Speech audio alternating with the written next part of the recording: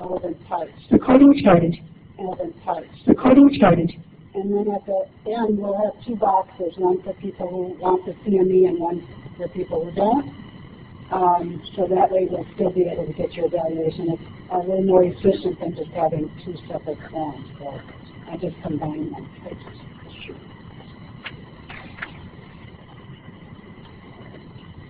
So ready to start. I'm pleased to welcome Dr. Jennifer Bloom to Ross Franklin University to talk about appreciative advising. She does have roots here in Illinois, and actually I want to thank Jim Whitmore for suggesting Dr. Bloom because apparently they have some academic relationship. Okay.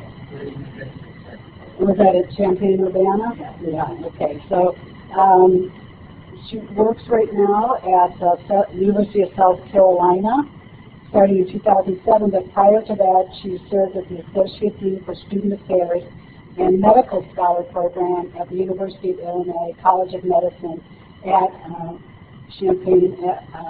Urbana-Champaign. I guess they've switched it around now. And my parents went to school there. It was the Champaign-Urbana campus.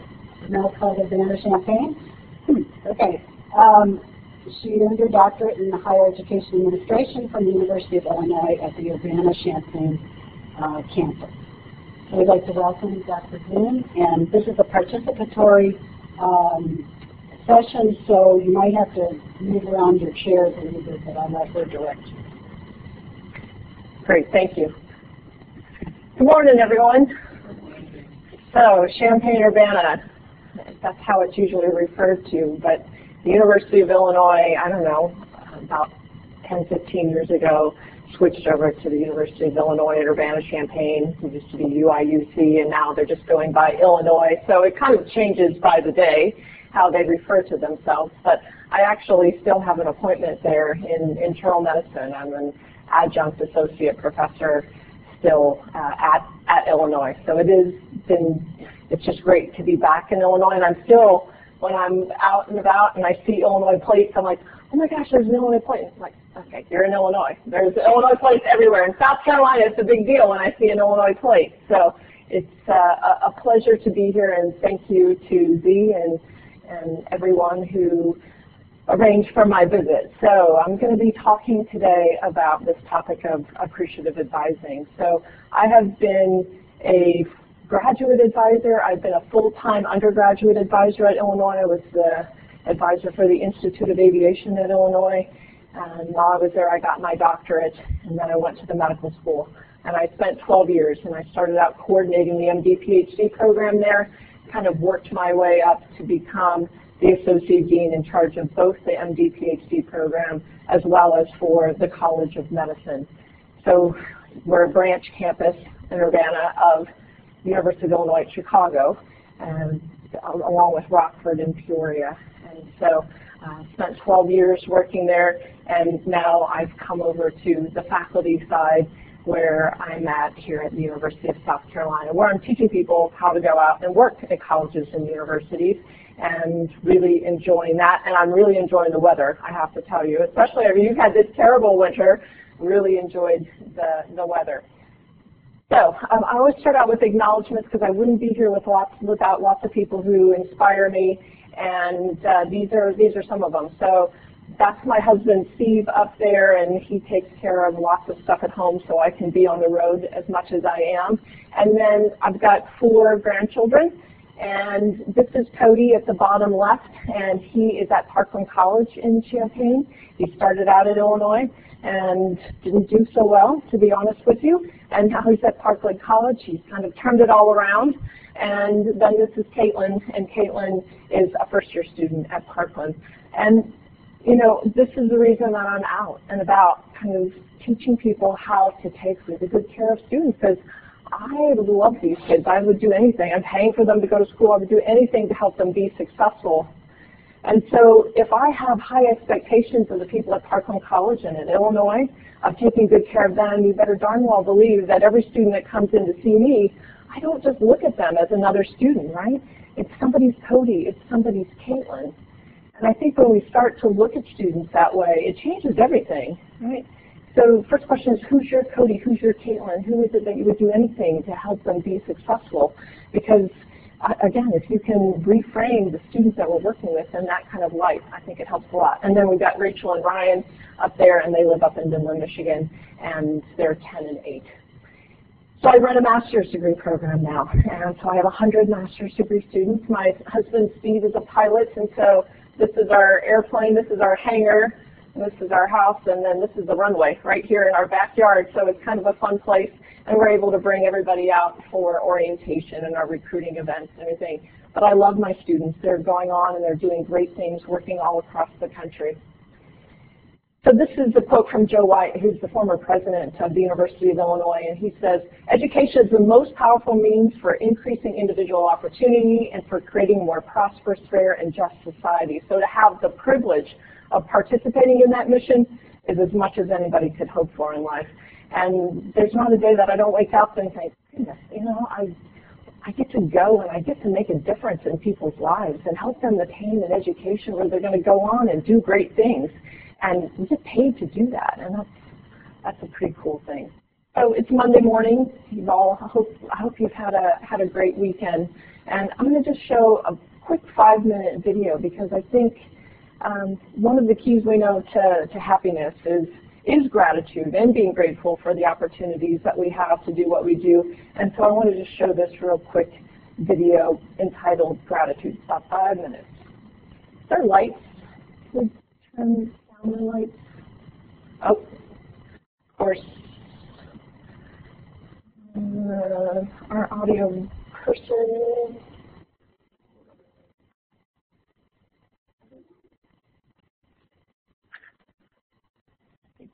Test this. There we go. We'll try this again. Anybody know about this? Here he is. Oh, here he is. Sorry.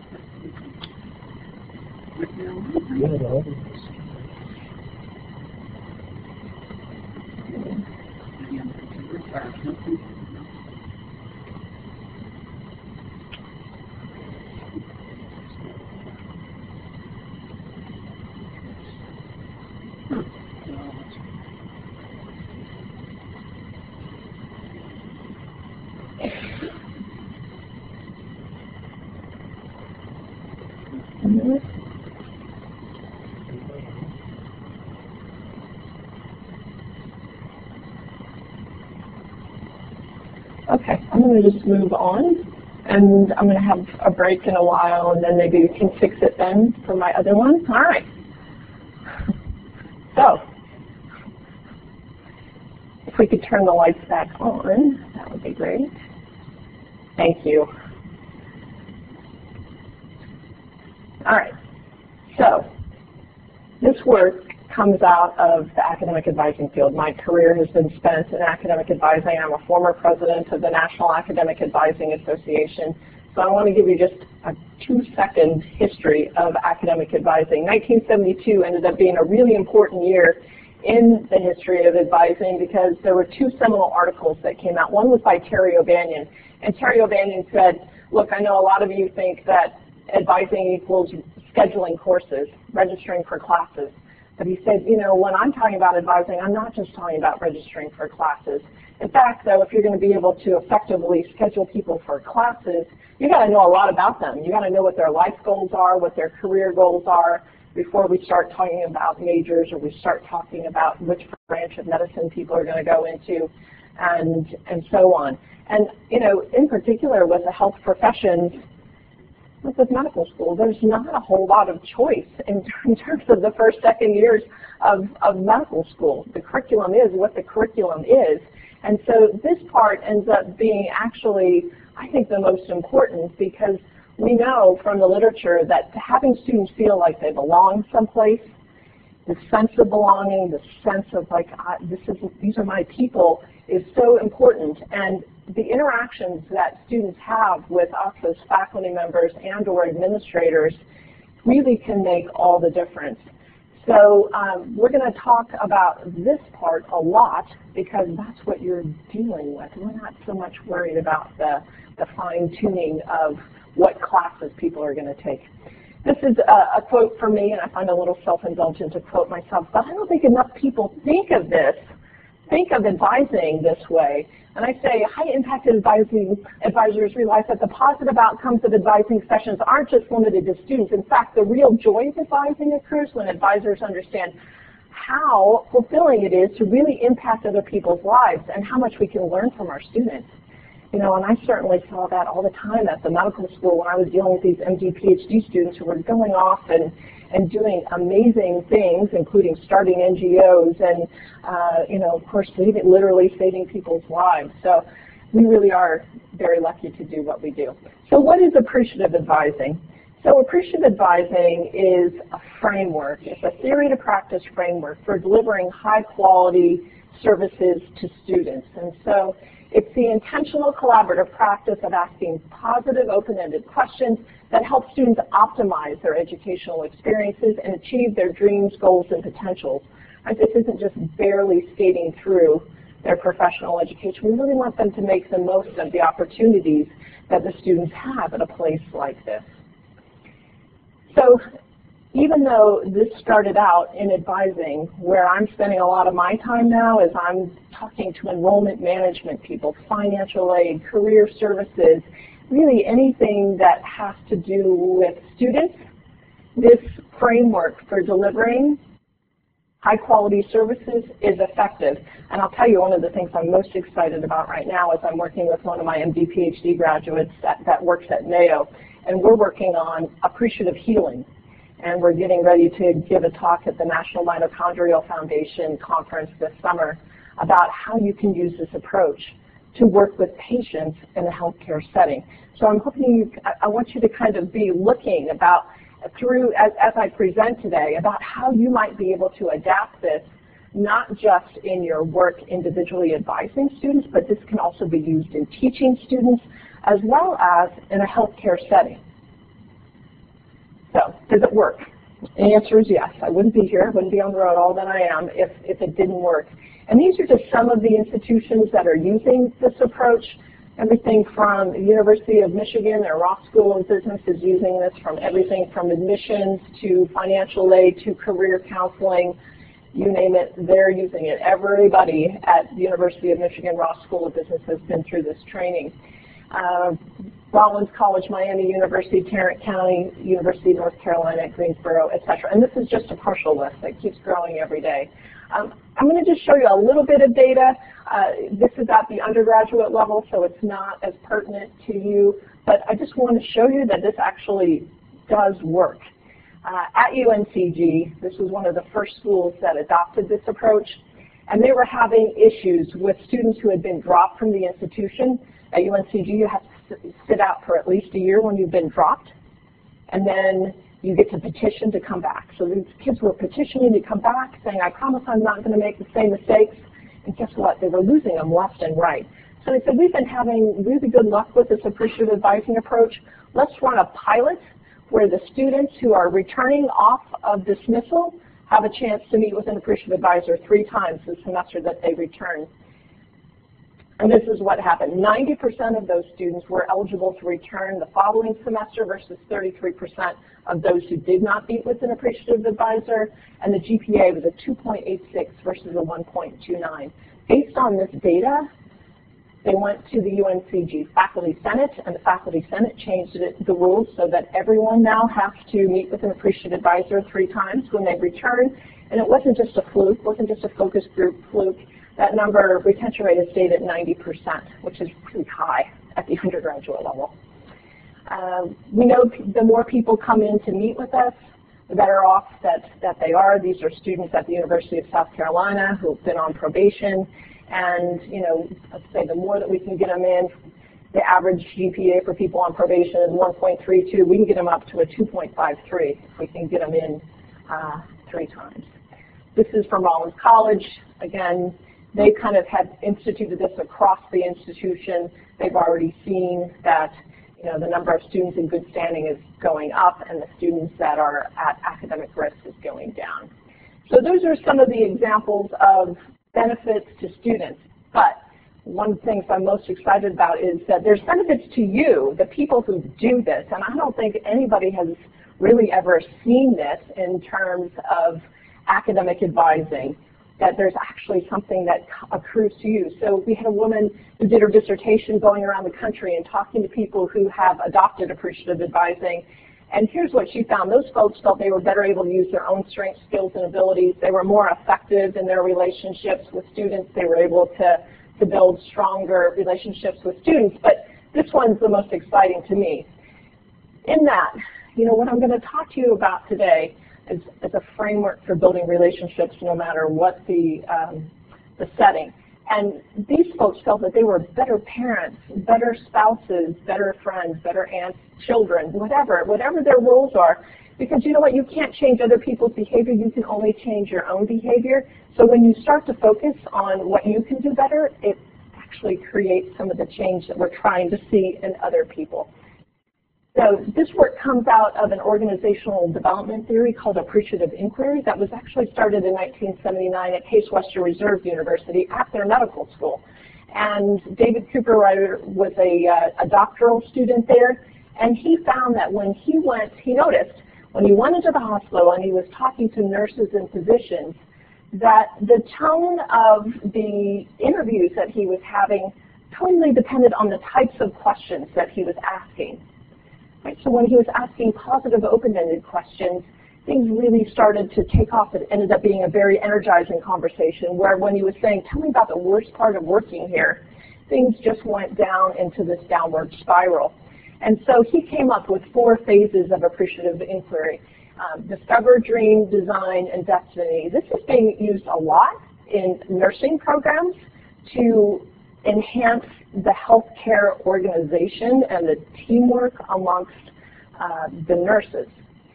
It's also being used at Indiana University School of Medicine. Across the entire School of Medicine, they're using this approach to run their School of Medicine.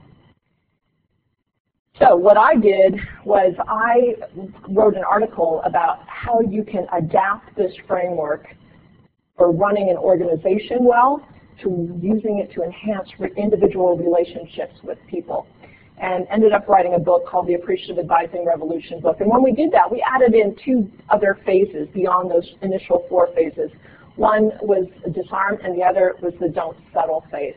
So what I'm going to do is I'm going to give you just a quick overview of these 6 phases, and then for each of these phases, we're going to go into some more depth. This is a theory to practice framework with a heavy emphasis on the practice.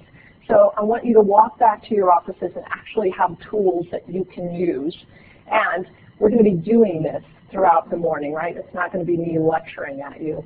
It's because the best way for us to learn, we know, is through active learning. So we'll be doing this. All right, first phase, the disarm phase. I'm sure you all are nice people, but students, they don't know that. They don't know that. They're actually quite intimidated by you. I know they were intimidated by me. I'm a really nice person, but I had position power. I was a dean of students of the medical school, so I was scary. So I had to take steps to make myself accessible to people and less scary. So the disarm phase only takes a minute or 2. It's about creating a positive first impression where people feel welcome and at home. The next phase is the discover phase, and this is all about getting to know our students. Our students don't come here as blank slates. They come here with a lifetime of experiences, and we need to honor those experiences, and the way to do that is to ask them something about this. Now, this does not take long, okay, and I will demonstrate this to you today because we'll be doing this. But it only takes a couple of minutes if you're asking really good, high-quality questions. From there, the dream phase, and this is figuring out what it sounds like. What are the students' hopes and dreams for the future? Once we know that, then we can help co-create a plan for them to achieve that. And that's not just in terms of classes, that's the out-of-the-classroom experiences too. Right? Can they get involved in doing some research while they're in professional school? Can they do a study abroad type of opportunity? The deliver phase is all about the student going out and delivering on this, and you know and I know, students are not perfect. right? They are not perfect. They're going to make mistakes. And we want them to make those mistakes here so that when they graduate and go out and represent us, that they take the best care of patients that they possibly can. So the deliver phase is about helping them to learn from those mistakes and keep moving forward. And then the don't settle phase. My friend John Wright says that our job as leaders is to help people become better than what they think that they can become. And I'll say that again because I think it's really profound. Our job as leaders is to help people become better than what they think that they can become. And so this is not about lowering bars of expectation. Actually, it's about raising bars of expectations. I have very, very high standards for my students, but we also need to provide the support that they need to be able to reach those high standards. Okay, so here we go, the disarm phase. Let's start with this. This is from a Gallup poll that asked parents, your kid comes home with these grades, which grade deserves the most time and attention? What do you think 78% of parents said? The F, math. Oh, I am so disappointed in you. You are grounded. Go to your room. What were you doing? Oh, I don't even want to see you're grounded till you're 32, right? And what Marcus Buckingham says is that the answer to this F actually lies in the A's. And so he would say, look, we're not going to ignore this F, right? The F is there. We're going to handle it. We're just not going to start with that. Like, you got an A in English with Mrs. Potts. She's really tough. How did you do that? Right, well, I was having some problems in that language arts unit, and I went and I talked to her after school, and she really helped me. Yeah, excellent. That's a really good strategy, talking to the instructor. What happened in history? Because that's not an easy class either. Well, in history, we kind of formed some study groups. Oh, another good strategy. Right? They know what happened in that math. Well, you know, and it's, you know, what appreciative advising is about not punishing past behavior. We want to change future behavior. And I think by not putting people on the defensive right from the get-go, you just have a much better chance of coming up with a plan for not repeating those mistakes again.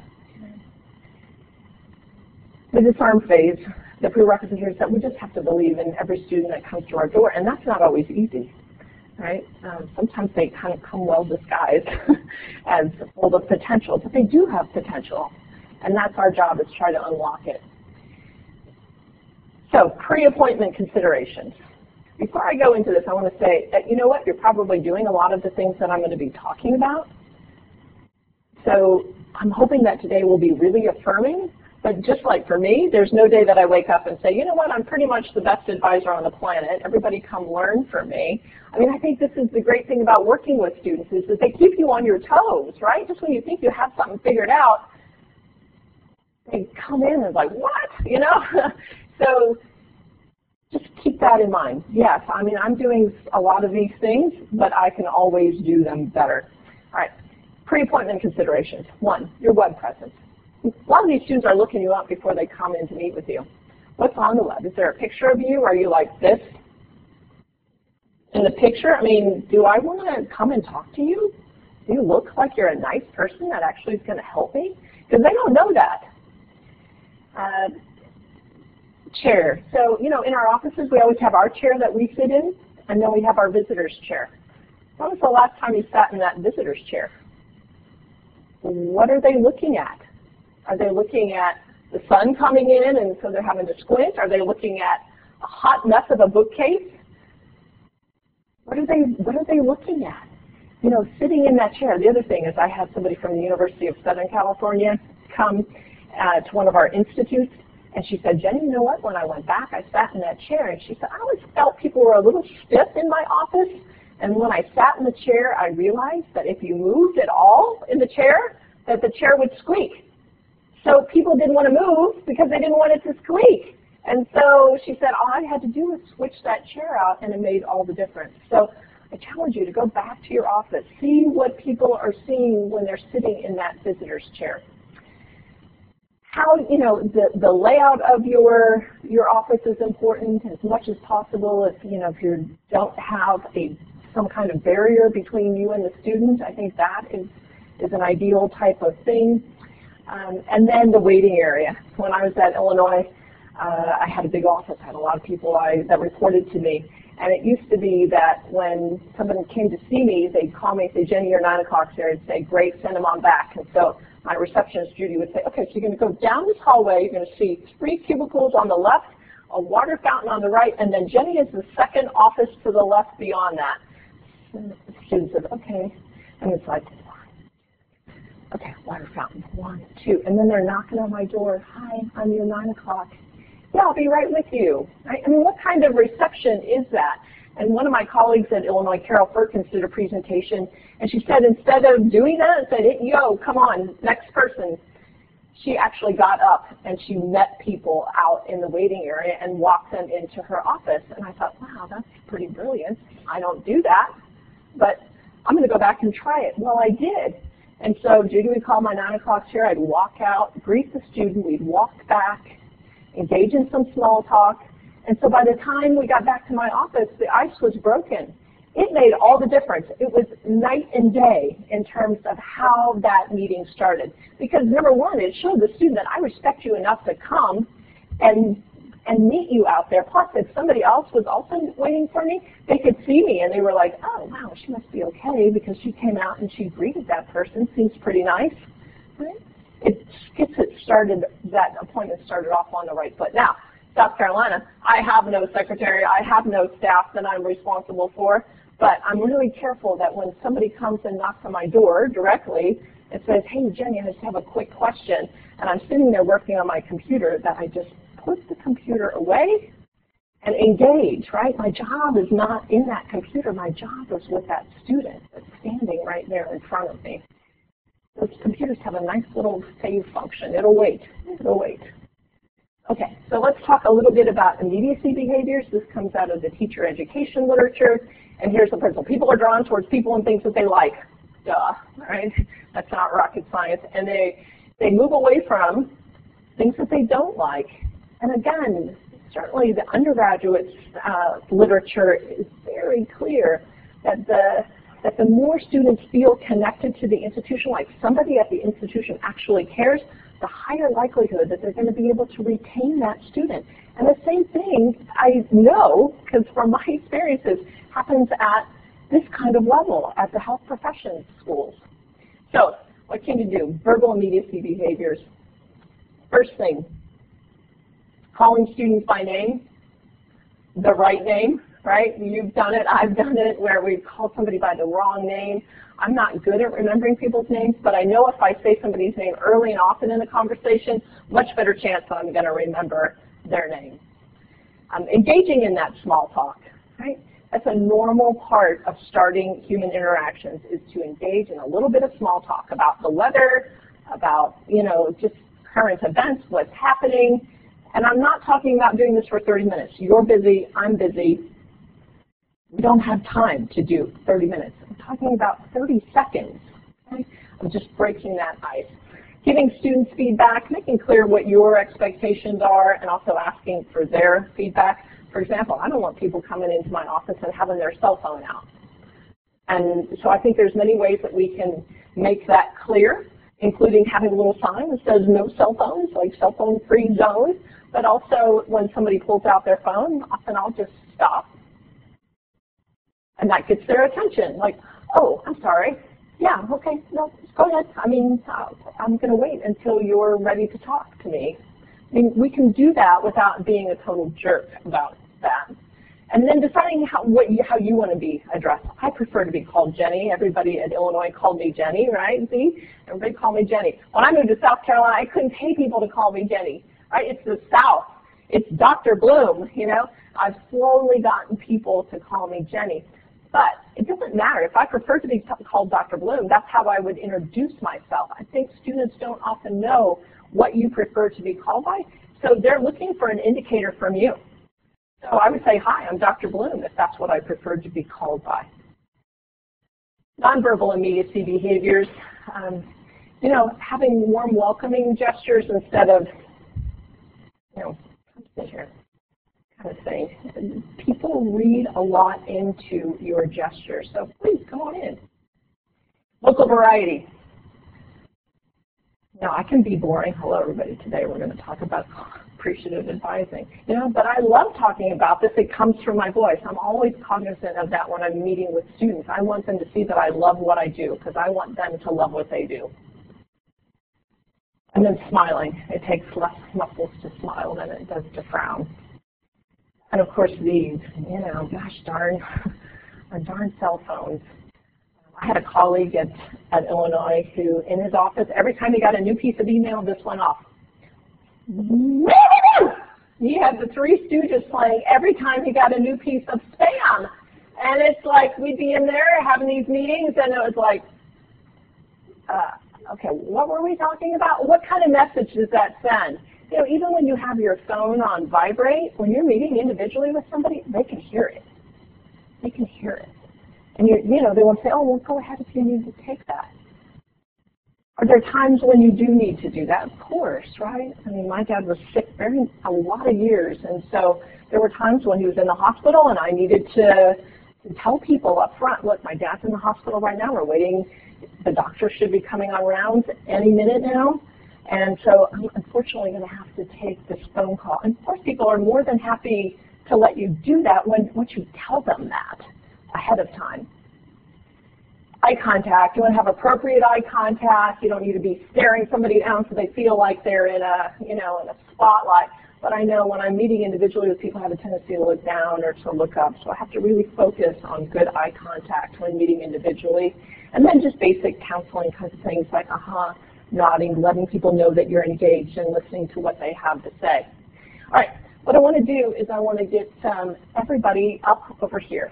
Let's go down here. You don't need to bring anything with you. Just come on down. Get you up and moving.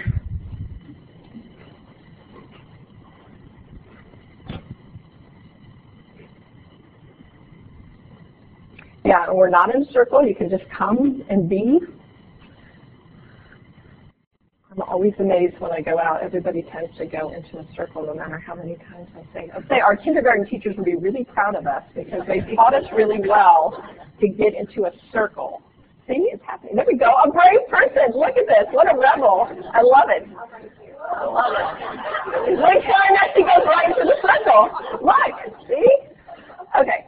So I'm going to give you a number of different scenarios. The only thing that you need to know is this signal. So when I raise my hand, you're going to raise your hand and be quiet, okay? So the first scenario is I want you to pretend that you're at like a cocktail party, meeting all kinds of new people for the first time. I want you to introduce yourself to as many people as you can until I raise my hand, and then you're going to raise your hand and be quiet. Go.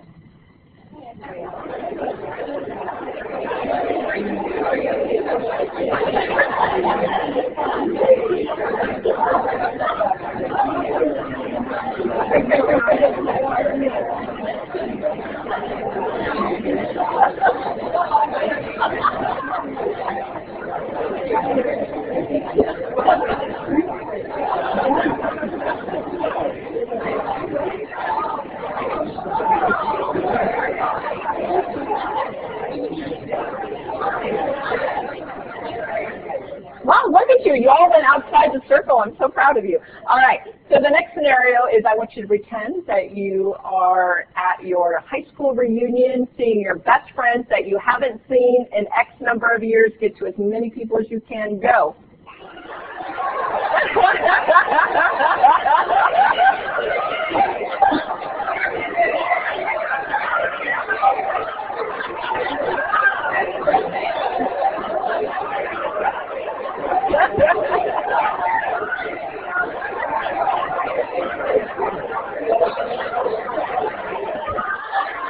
Okay.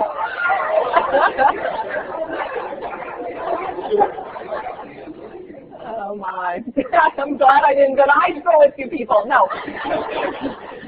The next scenario is that I want you to act as if you are very suspicious of the person you're introducing yourself to. Go.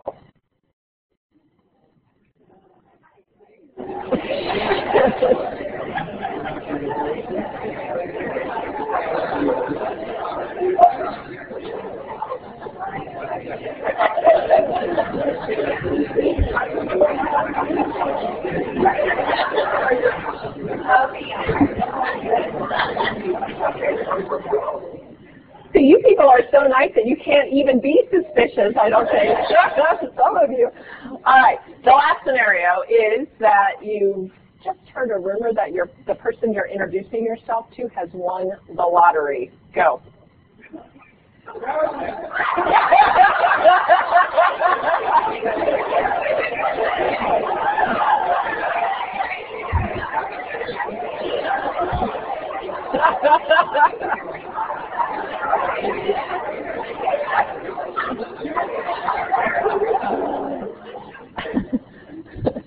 Okay. I love being back in Illinois. It's good to be back. Okay. So the whole point of that exercise is that we do introduce ourselves differently to different people in different situations, right? And what was the most awkward for you? Which scenario was the most awkward? The suspicious. You know what? You see that with students. Hi. Right? That kind of turning and looking down, that kind of thing. So as human beings, our normal reaction to that is to mirror the other person. And so it's really easy to go back with that suspicion to the student, and we want to actually have them mirror us, right? No, I don't want you to go like, ah! I'm good to see you, right? But that first impression, you know, means so much. The social psychology literature shows that we make a decision about whether somebody's nice, friendly, helpful, competent within the first 30 seconds of meeting them, and much of that literature shows that the first 3 seconds. So you just want to be aware of the importance of that first impression. And we're all so busy. I know how busy we all are. But, you know, it's like, showtime, here we go. You know, somebody's here to see me. That's what I have to kind of say. Forget what was in that email. Let's go. Because I only get that chance to make a first impression once.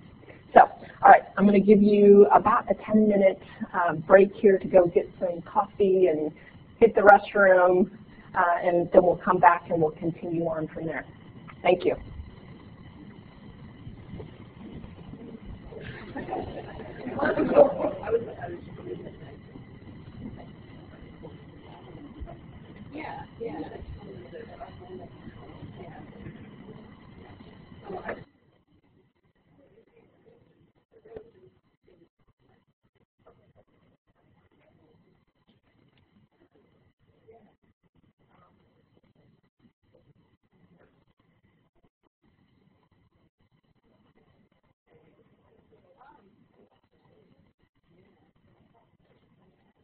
The next one.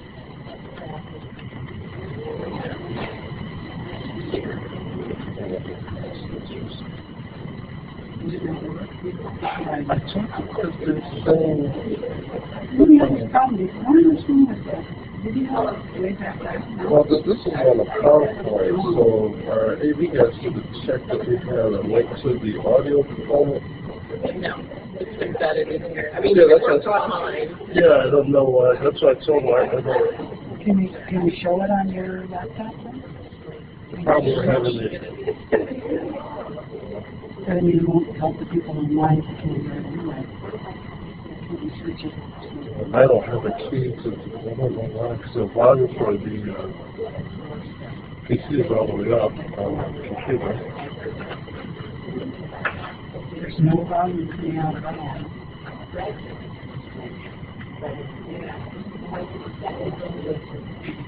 Oh, it's all the way up.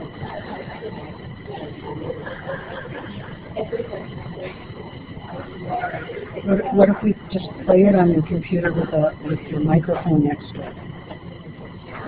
Could you do that?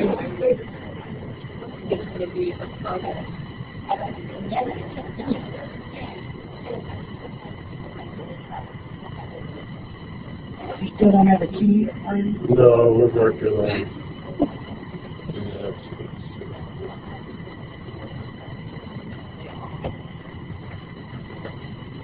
Can I ask you a question here? In the first introduction, how is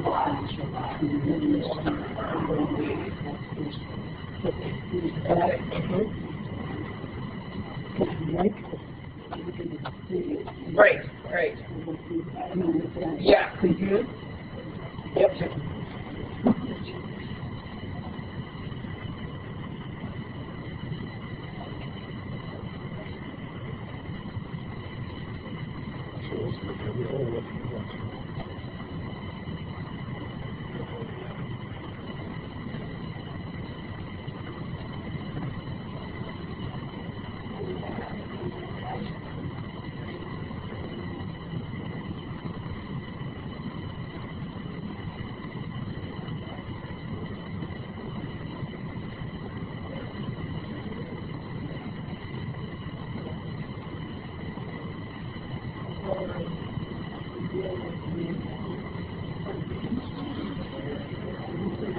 Yeah, I threw the box there. I don't.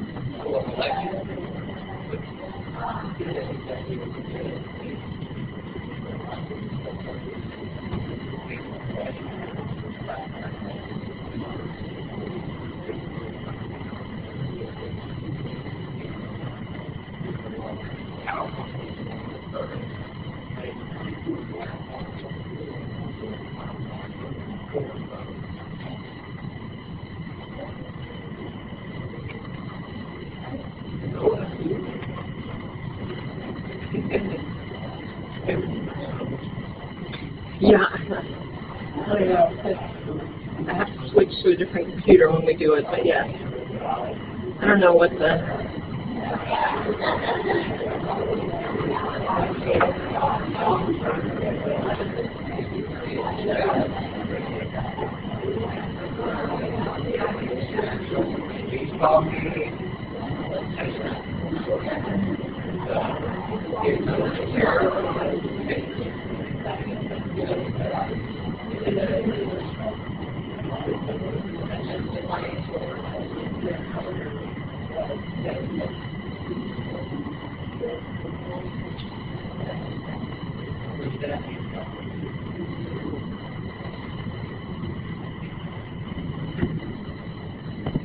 Okay.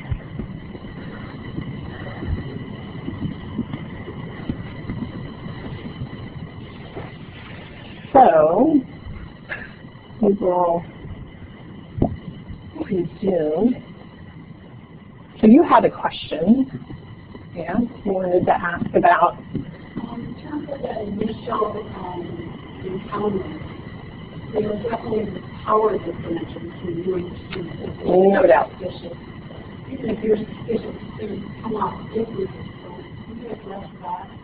Yeah, I mean, I think when you're suspicious back, again, I think it reinforces the suspicion, and especially when there's this power differential. But again, I would thought, oh, I'm really nice. People kind of, it should be just fine. It's not. It's like I had to take that time to establish that with every student, and it's like you think at some point, gosh, can't my just reputation like precede me and make this a little bit easier? But the reality is no, and I think the disarm phase is in particular important for the first meeting, but I found it's important for every meeting. So if Z and I met the first time and we had a really good conversation, and the next time that he comes in, I'm like, yeah, what do you want? All the good that came from that first meeting, he's going to totally forget that.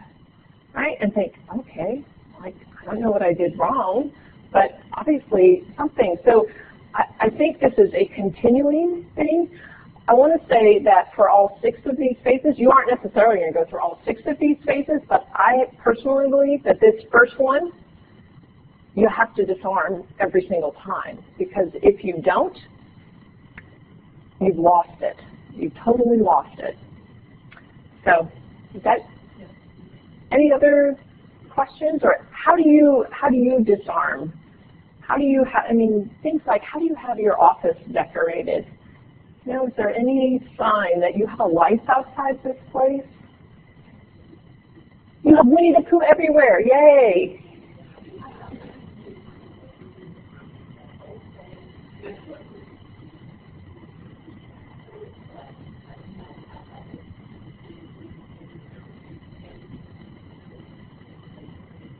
Yeah.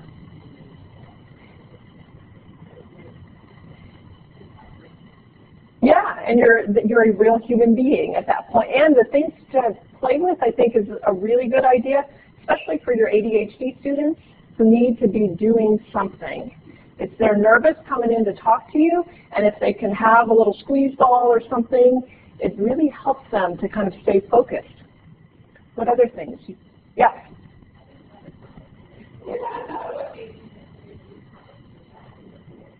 Yes. Yeah.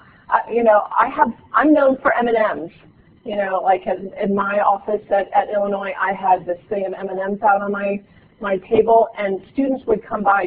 I'm just here just to grab a couple of M&Ms, and 20 minutes later, there really was something, but it was like their convenient excuse to be able to come and get the M&Ms. Yes. Did you have something too? Oh, do you? Bless you. Yes. Perfect. I have a treadmill desk at home, and so I love my treadmill desk, and I think we're going to see more and more of it. And I think in the health professions, this is especially important, right? That we be good role models in terms of taking good care of ourselves. So I think that's brilliant. Yes. Anybody else? Yes.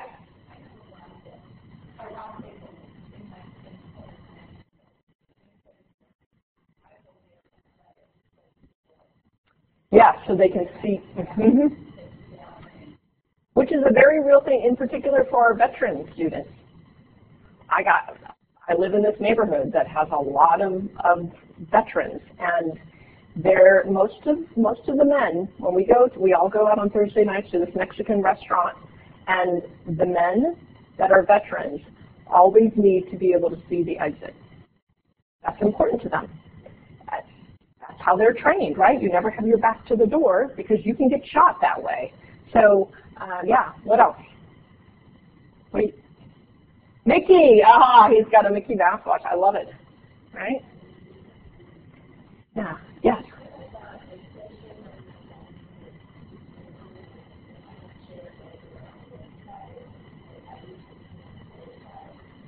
Kind of with them instead of across from them. And not that there's not times probably that you might choose to be on the other side. You know, I was in charge of student discipline, so there were times where I would go and I would sit behind my formal desk. Most of the time I had another little kind of round table that I would go and sit with people, but there were times when that was, I think, appropriate, you know? Anything else? Do you have pictures of family? Yeah, I think that really helps. You know, it's like my mom was a 6th grade teacher, and we'd go to the grocery store, and we'd come around an end cap and go into the next aisle, and there'd be a kid there who would be like, just stop, dead in his tracks, like, what are you doing here? You know, my mom's 6th graders thought that she slept at the school, and she had no life, you know, so to see her with her family at a grocery store, it just didn't compute. But yet, we need this work-life balance thing that we all struggle with, right? Our students are super struggling with it. And so they need to see that we have lives outside of what we're doing, because we're important, you're important role models to them. Okay, so disarm. Disarm. It takes a minute, 2 minutes. I know you're busy, and this is the biggest concern I find with faculty members all across the country. I just want to say I understand that. And this doesn't take longer. It really doesn't, and I'm going to demonstrate that throughout today. I'll tell you, when I was at Illinois, I had 175 MD PhD students. We have one of the largest MD PhD programs in the country in Urbana. And then I had another 125 first-year medical students. So each spring, I would meet with every single MD PhD student and their graduate advisor together. And we had half-hour appointments. I'm doing that now as a faculty advisor. I have 100 students right now. I meet with all of my students every fall. Do I have time to do that? No. Do I make time to do that? Yes, I do, because I know that it has an impact. And the other thing is I get a lot out of it. It's my favorite time of the year. You know, when you get to see these students and you get to hear their stories and you get to see what they want to do and you feel like you're really helping them, I think it's that intrinsic motivation is what really drives me with my advising. So, but I have half-hour appointments. And but can you do this in 20 minutes? Yes, you can. Okay. Can you do it in 5? No. Like you can disarm, yes, and you can answer a quick question, yes. But that's really about it. I would really encourage you to take more than 5 minutes, because I think you'll find it fulfilling, especially taking this approach. So the next phase is the discover phase. And this is the definition I like best to identify a person as a potentially prominent performer. So I grew up in Champaign. My mom was a teacher, everyone in my family is a teacher. I was into sports. So when I was thinking about what do I want to be when I grow up, I thought I wanted to be a PE teacher. So I went to Illinois State, was a physical education teaching major who, when I was doing my student teaching, realized, uh-oh, this isn't what I want to do for the rest of my life. And I was very blessed because my next door neighbors growing up in Champaign were associate deans at Illinois.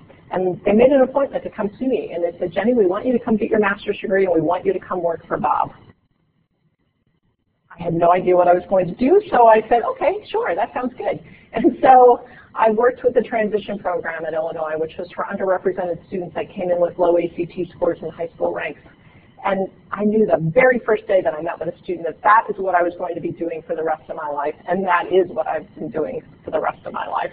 And so those people, Bob and Elaine Copeland, literally changed my life, because here I go from thinking I'm a total loser because this thing that I thought I wanted to do my whole life, now I realize I don't want to do, no idea what I did want to do, and they saw potential in me. They gave me this opportunity, and I can't pay them back, but I can pay that forward.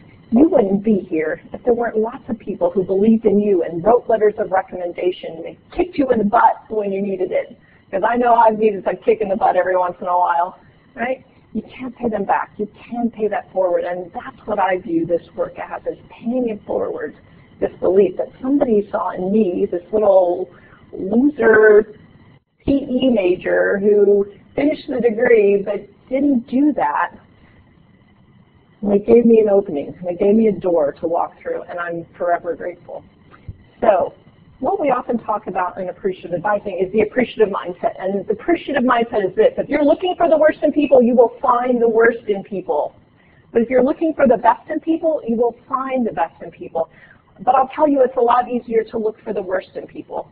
We are so good at being judgmental of other people, yet we're really maybe even better at rationalizing our own behavior, because, well, we did that because of this terrible thing that happened and this terrible thing that happened, and woe is me, but we don't give other people that same benefit of the doubt.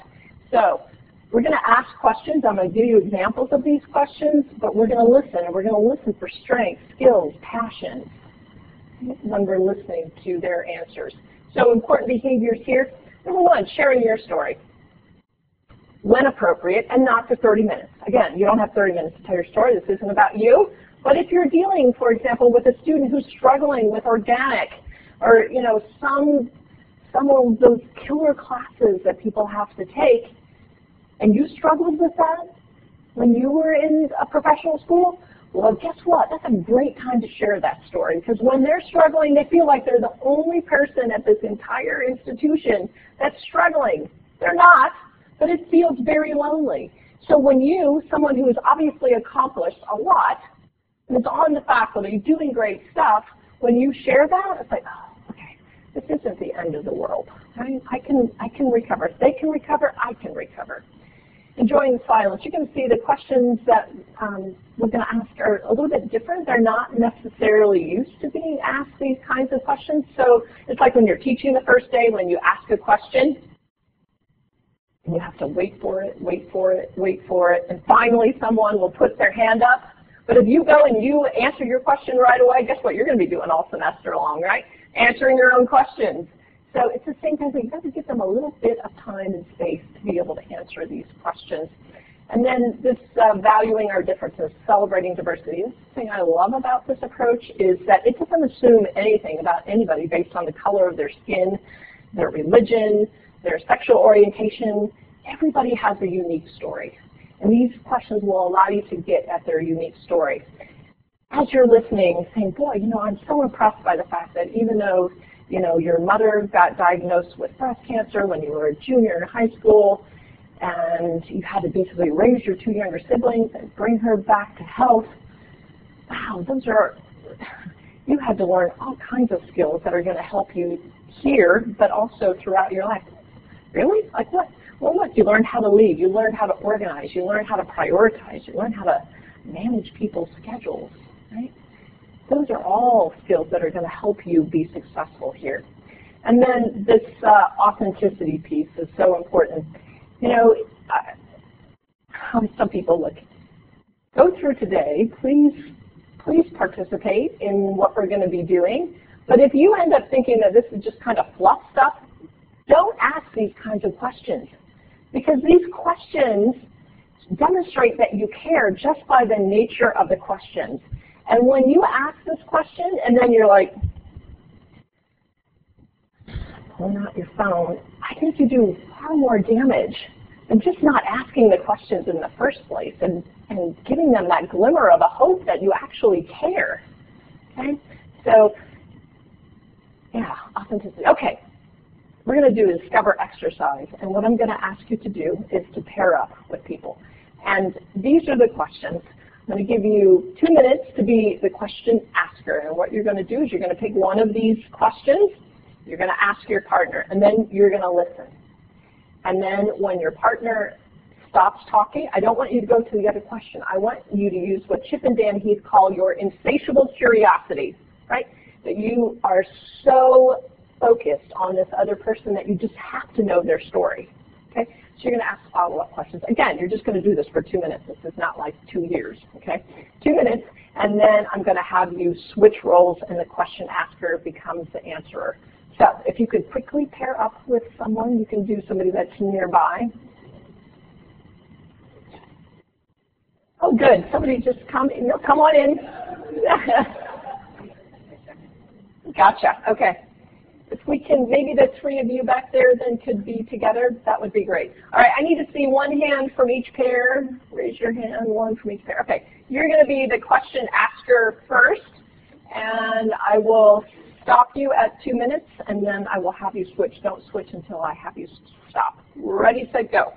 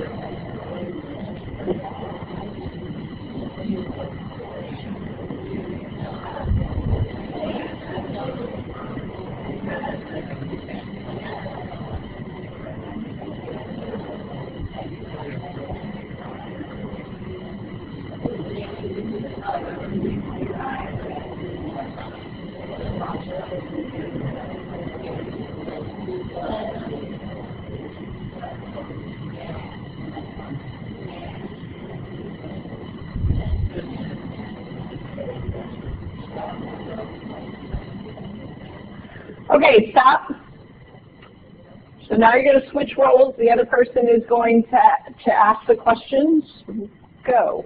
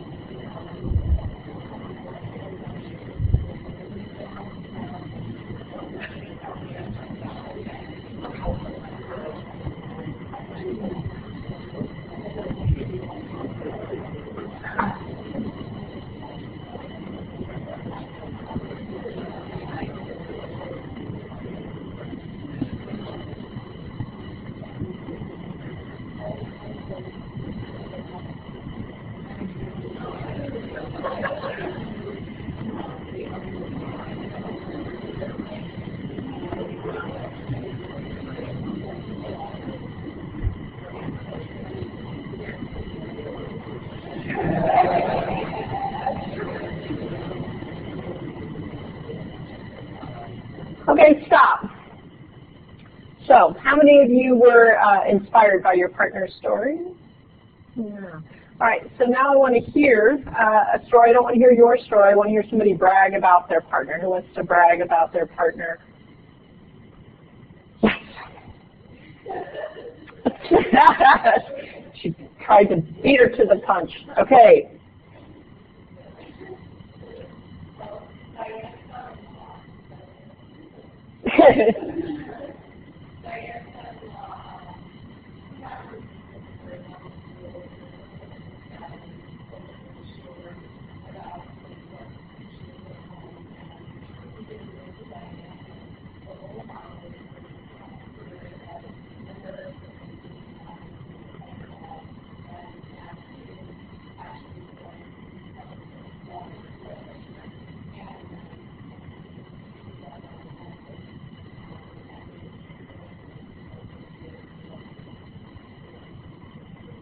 Yeah, very good. Yay. That's what it takes, right? I mean, somebody that cares. All right, who else wants to? Yes.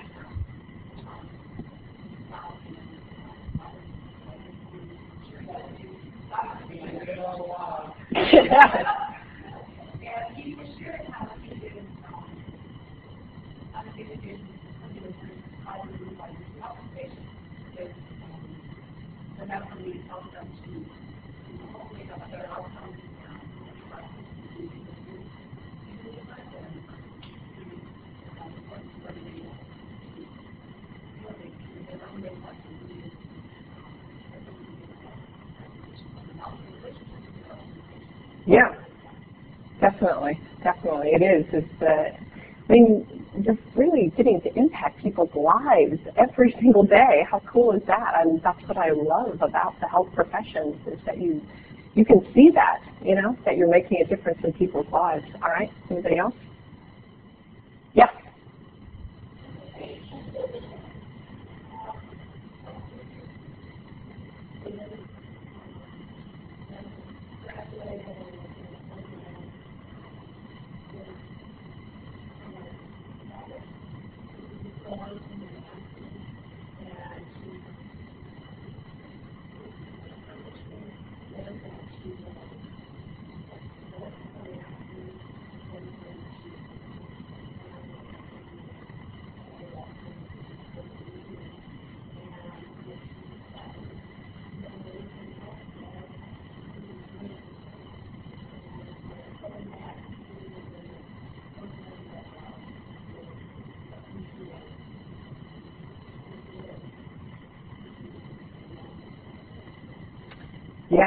Yeah.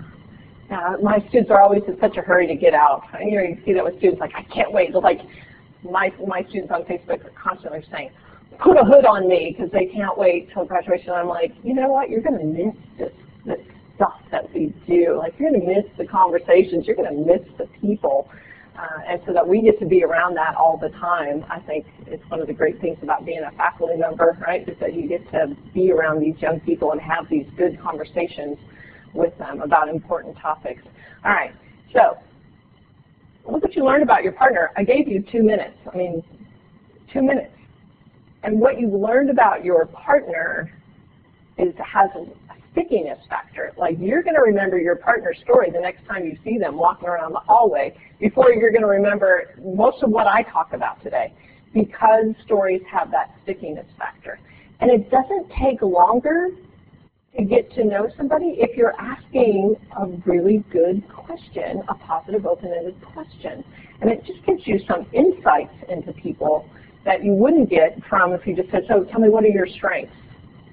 Or what are you good at? You know, that becomes a list. So I'll give you another little thing. If you go out and interview, this is the key to interviewing well, is to tell stories, because it allows you to say that you're great without saying, you know what, I'm pretty great, you should hire me. You know, that doesn't work. So anyway, these stories, you'll remember them, and it will help you in terms of building this rapport in a not very long period of time. So these are some other kinds of questions that you can ask. There are no right or wrong discovered questions. I use different questions with different people. You're different than I am, and so I want to point you to a resource. So we're on appreciativeadvising.net, and you're going to see that there's a link to this Appreciative Advising Inventory. This is a free inventory that we developed. And it's great, and I'm not sure that it would be incredibly useful for you at the professional school level. But underneath that, if you scroll down, there's a chart that has a ton of Discover kinds of questions that you can look through, and you can pick and choose ones that just make sense to you. And so, again, this isn't a dictation to you of what to do. We're all different in how we approach students. This is a framework for guiding your interactions, okay? And so there's lots of samples up there, and I would encourage you to go there and just play with this a little bit. Try some questions. And some of them are going to work, and some of them maybe aren't going to work as well as you had hoped, okay? And you just have to kind of find what works for you. Okay, so now I'm going to switch computers. I want to show you this video, and it's by Marcus Buckingham, and he's doing a lot of cool things with strengths. But he defines strengths different than how we normally define strengths in terms of like what you're good at. And I think this can be really helpful in terms of helping students figure out what it is that they want to do, because it kind of reframes strengths in a different way.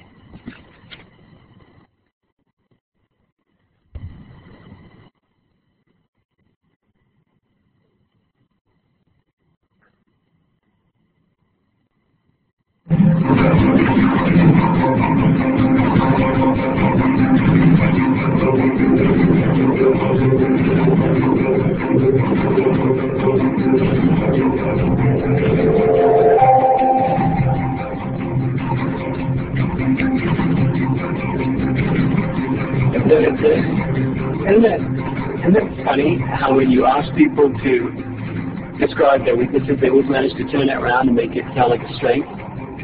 You know, the person says, my weakness is that I care too much. Or the girl says, my weakness is that I'm just too much of a perfectionist. It's kind of funny how we do that, but I suppose it's understandable because we want to make ourselves look as good as we can to everybody else, right? What's much less easy to understand, though, is that when you ask people to describe their strengths, I mean, the very things that would make them look really good to everybody else, they wind up being so vague, so vanilla, so bland in describing their strengths. And after a lifetime of interviewing people about their strengths, do you want to know the most common answer? Like if you were to bet money on what answer will I hear when I ask that person, this is the answer you'd make your money on. I like dealing with people. Yes, I do. People. No mention of which people, whether it's strangers or friends or colleagues or guests, it's just people. I like dealing with people. If you're going to get to be one of the 2 out of 10 that plays to their strengths most of the time, that takes control of their day, their hours, their minutes at work, then you've got to become good. You've got to get really good. You've got to get very detailed, very specific at describing your own strengths. I mean, I like dealing with people. What is that? Which people? What are you doing with the people? Are you selling to them? Are you serving them? Are you taking care of them? Are you responding to their needs? If you like selling to them, are you selling to a lot of different people during the course of a day? Do you really like getting to know people who are strangers, winning them over, getting them to like you, then selling to them and moving on like a retail environment? Or do you like building a really long-term, established, authentic relationship with someone and only then try to persuade them to buy what you have to sell? Well, boy, those are 2 really different things. Or maybe you don't even like closing at all. You don't want to get a close. You just want to build influence.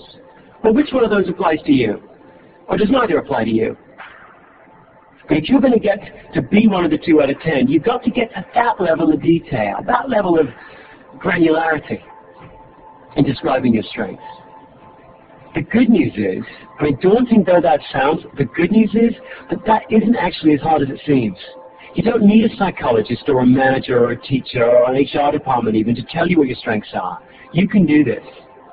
Because your strengths have certain signs to them, certain sort of telltale signs, characteristics. And if you look back at your week, last week at work, and you try and look for those signs, you'll be able to filter them out and I think be able to see from those signs what your true, most dominant, most powerful strengths are. Here's the first sign. And yeah, I mean, it's an obvious one, but pay attention to it. Your strengths have a yearning quality to them. They're like a force inside you trying to get out. So watch to see which activities last week did you look forward to doing. Which activities did you find yourself volunteering for? Now, there may not be that many of them because you did a lot of stuff last week, but see whether you can pull the curtain aside a wee bit and look for which were those activities you actually look forward to doing. Here's a second sign. Your strengths are those things you're naturally inquisitive about, right?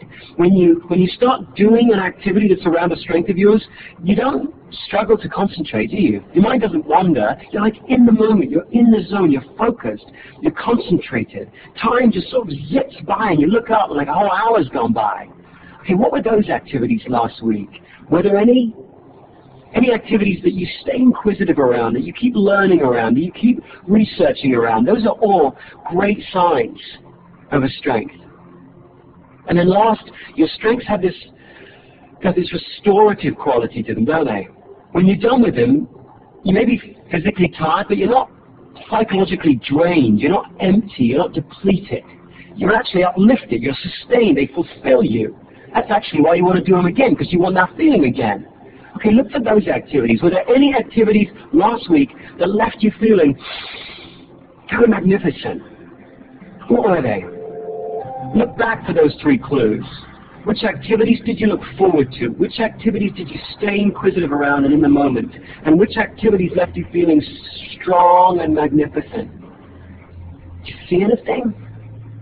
Really, try it. Just look back. Do you see anything emerging? Any activities? Any patterns there last week where you can see some of those signs? When I do that, 3 things come to mind for me. 3 strengths sort of come to the fore. First, I interviewed a really good housekeeping supervisor. She's got 13 housekeepers she manages. She's brilliant at it. I love doing that, interviewing anybody who's really good at their job about why they're good. Second, I gave a presentation when I prepared. I'm not good and I don't like giving presentations when I haven't.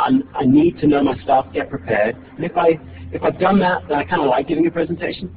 And then third, I read an article, took notes on an article about the New Zealand rugby team, which, would you believe, is, and always has been, the best rugby team in the world, which is kind of weird, because there's only 3 million people on those islands. There's more sheep than New Zealanders, and yet somehow they always wind up beating teams from countries 10 times their size. Love doing that, interviewing and studying and reading up on organizational excellence, particularly mysterious organizational excellence like that. Picking out activities like that, for me, is really important work, because those 3 activities, interviewing someone who's excellent at their job, giving a presentation when I'm prepared, and researching organizational success, those 3 things are strengths of mine.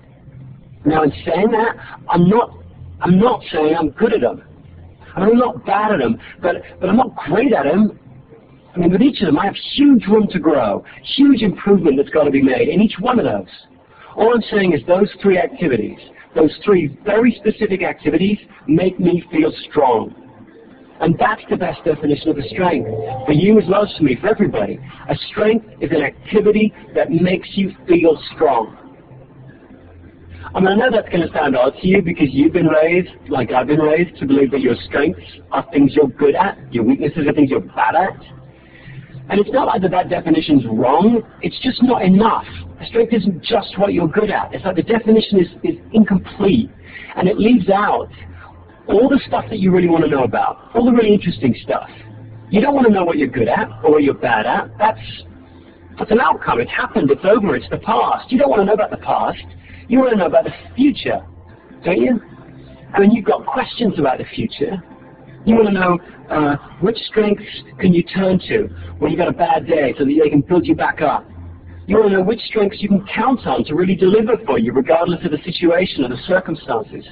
You want to know which strengths you're going to get better and better and better at as you invest more training and time in them. You want to know which strengths you're going to be most creative in, have the better ideas in. Basically, you want to know which strengths are going to sustain you and fulfill you as as you march on through life.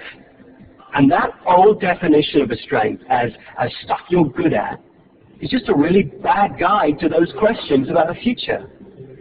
That definition tells you that in order to know how to plan your future and focus your future, you should look to those activities you're good at. But can that be true? But don't you have some activities you're good at, but which leave you empty or cold, or they even actually deplete you? Like you may be really good at organizing stuff, just brilliant at arranging everything, getting all perfectly in its place, but it leaves you empty. After 2 days of arranging and organizing, you feel this close to bursting into tears. Well, if you have some activity like that, should I tell you that organizing is your future? Organizing stuff is what you should build your career around? Of course I wouldn't. No, the best definition of a strength is an activity that leaves you feeling strong.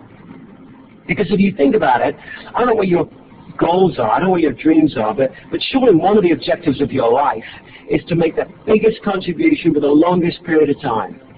Well, if you're going to do that, whatever field you've chosen, if you're going to do that, you've got to base that contribution on activities themselves that strengthen you.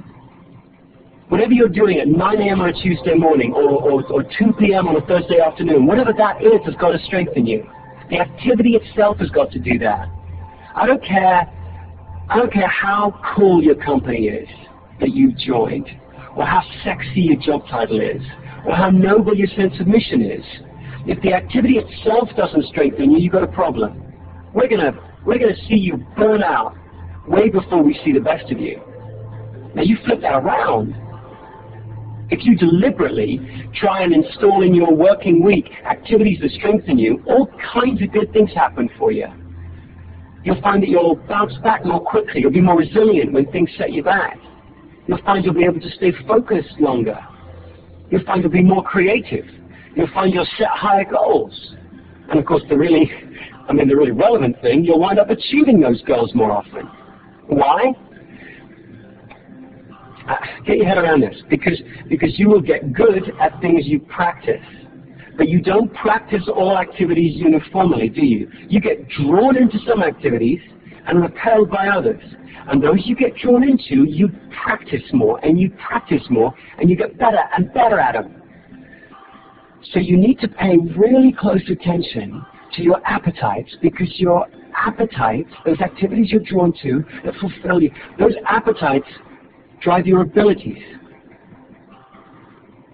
You need to pay attention to how you feel while you're doing something, because how you feel while you're doing something will determine how good you get at that thing. And what about those activities that you're drawn to, but you just don't seem to get any better at? We've all got those, don't we? Activities that you have a lot of appetite for and seemingly no ability. Well, we have a word for those activities, don't we? We have a word for all appetite, no ability kind of activities. We call them hobbies. And they stay hobbies because no one's paying us to do them. I mean, I can have the luxury of still going around and hacking away with my golf swing, or the luxury of messing with my forehand, or singing gloriously in the shower. I don't have to worry that I have really no ability for them, because no one's paying me to do them. But it's amazing how quickly, when we go back into the real world, back into the world of work and wages and accountability and performance, it's amazing how quickly we dismiss that as a luxury. It's amazing how back in the real world, very few people maintain a strong appetite for an activity that they manifestly have no ability for. But you know the really brilliant news about defining a strength as an activity that makes you feel strong? Is that the person who's best qualified to identify your strengths, really the only person qualified to identify your strengths, is you.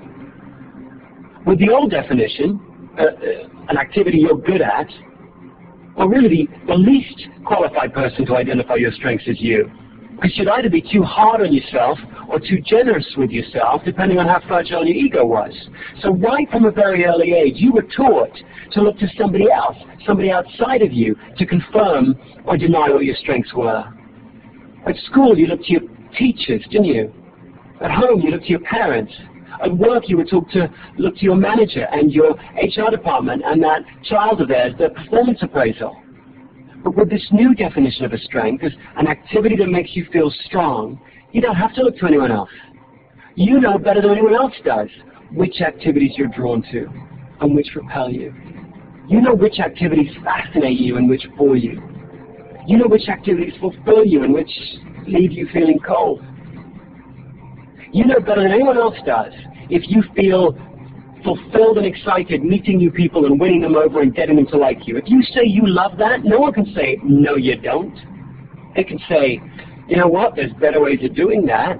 They can say, here's a really nifty new way of networking with people. They can even say, hey, look, Marcus, you know what? Sometimes you'll need to get people to like you, and your ability to do that gets in the way of making a sale, or gets in the way of serving a customer, or some other such outcome. And that's okay. You should keep your mind open for feedback like that. That is totally legitimate performance feedback. But what no one can tell you better than you is which activities you love and which you loathe. No one can tell you which activities make you feel strong and which make you feel weak, which fascinate you and which bore you to tears. Here, your perspective is, and will always be, sure and true. It's fantastic.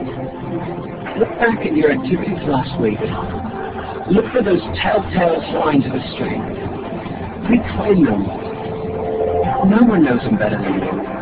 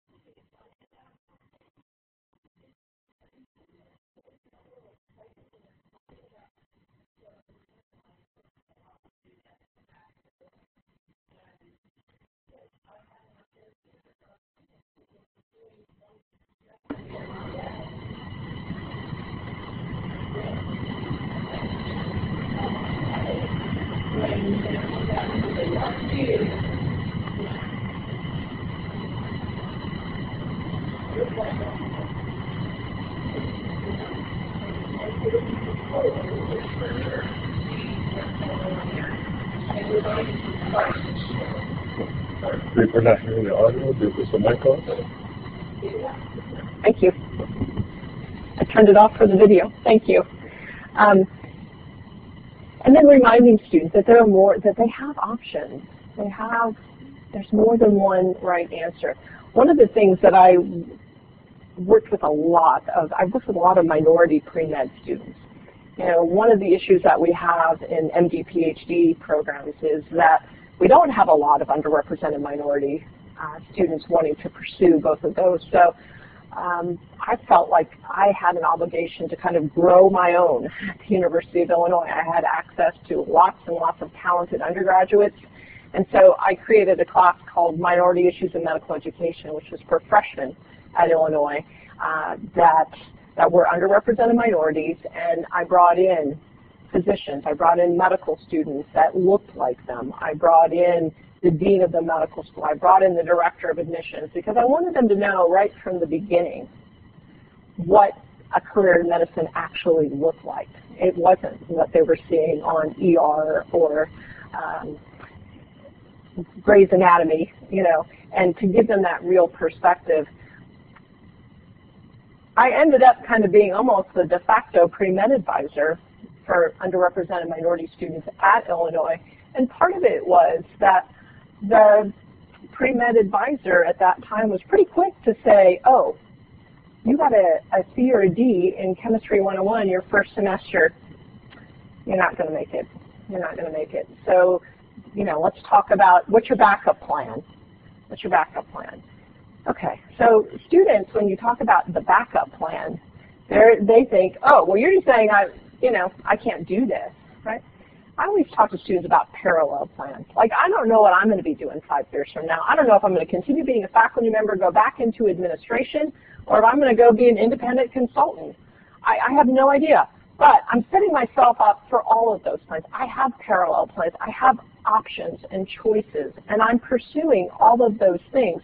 And I think that's an important difference between the word, what's your backup plan, which they take as, oh, you don't think I can do this, and what are your parallel plans? What are the options that you're pursuing? So here's some dream kinds of questions. If salary, education, time were irrelevant, you could be anything that you wanted to be. What would that look like? When you were 8 years old, what did you, when your uncle asked you what do you want to be when you grow up, how did you answer? And how do you answer now? And if you keep getting, I don't know, I don't know, I don't know, this magazine question can be really powerful. A magazine question is, 10 years from now, you're on the cover of a magazine. What magazine is it, and why are you on the cover?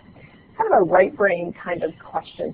You know, for young people today, there's a lot of pressure on them to be able to say, I'm going to be this, right? And that magazine question takes a little bit of some of that pressure off of them to just be open to this. I think we're really good at dreaming when we're little kids. But then about middle school is when we stop sharing our dreams. Why? Because I think it's because kids are really cruel in middle school, and they laugh at you, so you learn pretty quick not to share your dreams with other people. So doing this. So I want to give you a chance to do a little bit of dreaming, because I think as adults we don't dream very much. So I'm going to give you this opportunity. Can I give you some of these? Do the back row for me, thank you.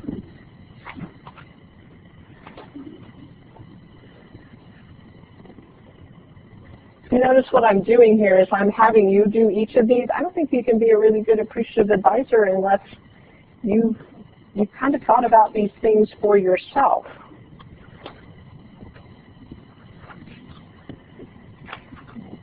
There you go. Okay. So, this is called Daring Dreams Delivered. And what I would like for you to do is under number 1. I'm going to give you 1 minute, only 1 minute, to write down what are your wildest and craziest dreams for your future. Do you want to be able to retire by a certain age? Do you want to go on an around-the-world cruise? Do you want to be able to send your kid to whatever college they want to go to? Do you want to learn a new language, get another degree? So write down as many as you can in 1 minute. Go.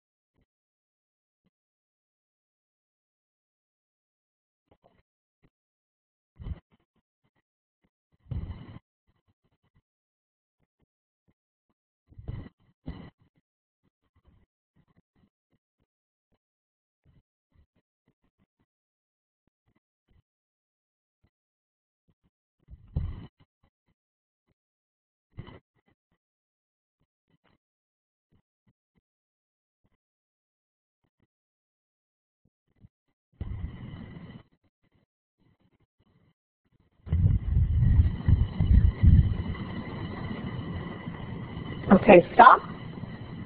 Now, under number 2, I want you to pick one of those dreams and write it down. So my dream is to, keep in mind, I'm going to have you pair up with somebody different. You're going to be getting advice from somebody else. So just keep that in mind as you select your dream to get advice on.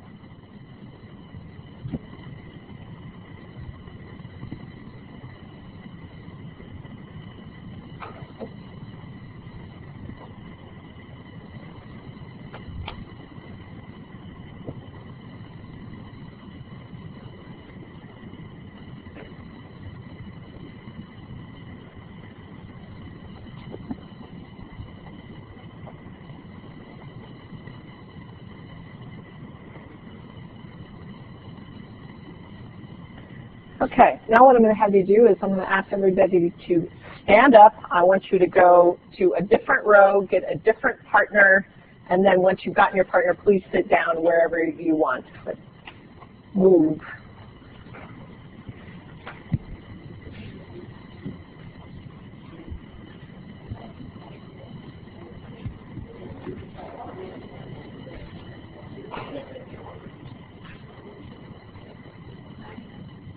All right. Once you get your partner, if you could sit down. Z. Nope, they got one.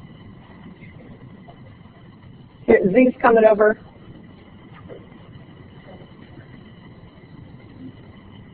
All right. And we can have a threesome. Z, can you add in one more there? Perfect. Okay. So here's how this works. One of you is going to share your dream first, and you're going to say, you're just going to basically read what you wrote on number 2.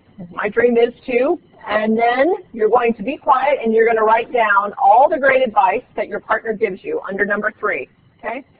So partner, they're going to tell you the dream. What suggestions do you have for things that they should do in order to get closer to that dream becoming a reality? You'll see, you know how to do this. We do this all the time in life. And I'm only going to give you, though, 1 minute to get that advice. So, again, the person who is sharing the dream, your job is to just write down the great advice that you get from your partner. So, figure out who's going to go first. Okay. Ready, go.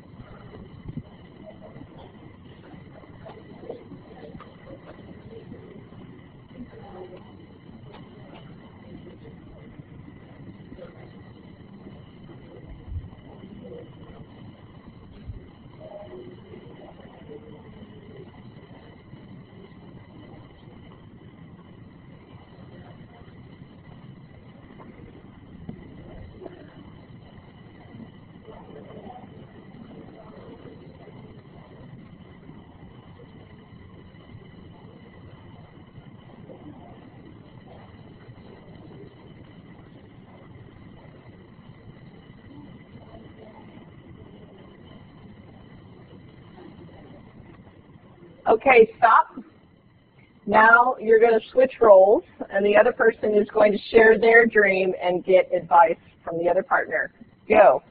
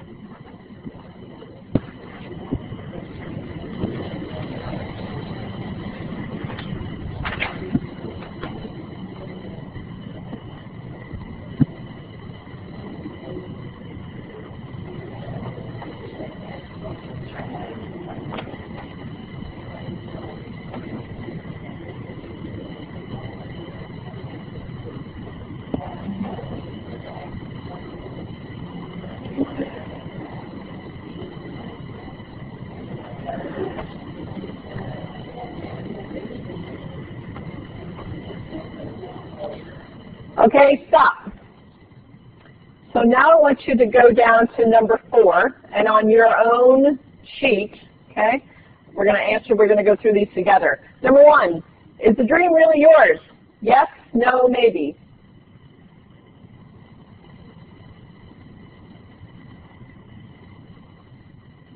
Does your dream benefit other people? Yes, no, maybe.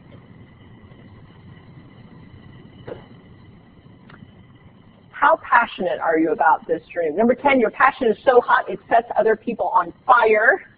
To number 1, you would rather have a root canal without anesthesia.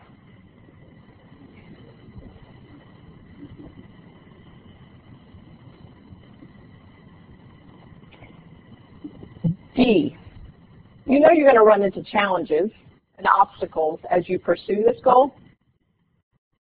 What are 2 of those challenges that you anticipate that you may run into? Time, money are often a couple of those. And then E, you're going to list 2 people that you could enlist to help you get around those challenges. And then under F, 2 strategies that you could use. 2 strategies you could use when you face those challenges.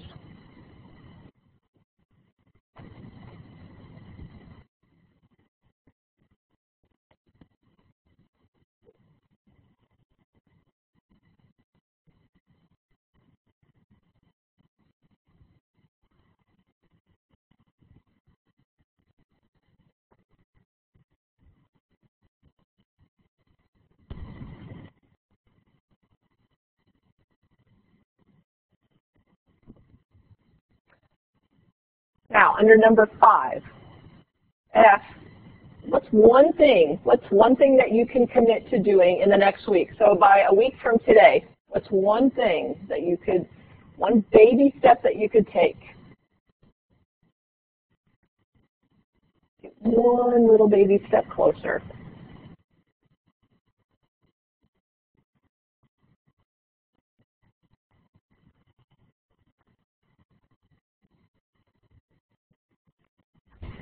Now, once you've written it down, I want you to share with your partner, because this is called an accountability measure for a reason. A week from today, your partner is going to get in touch with you and see if you actually did it. Yes, it takes on a whole different level of meaning.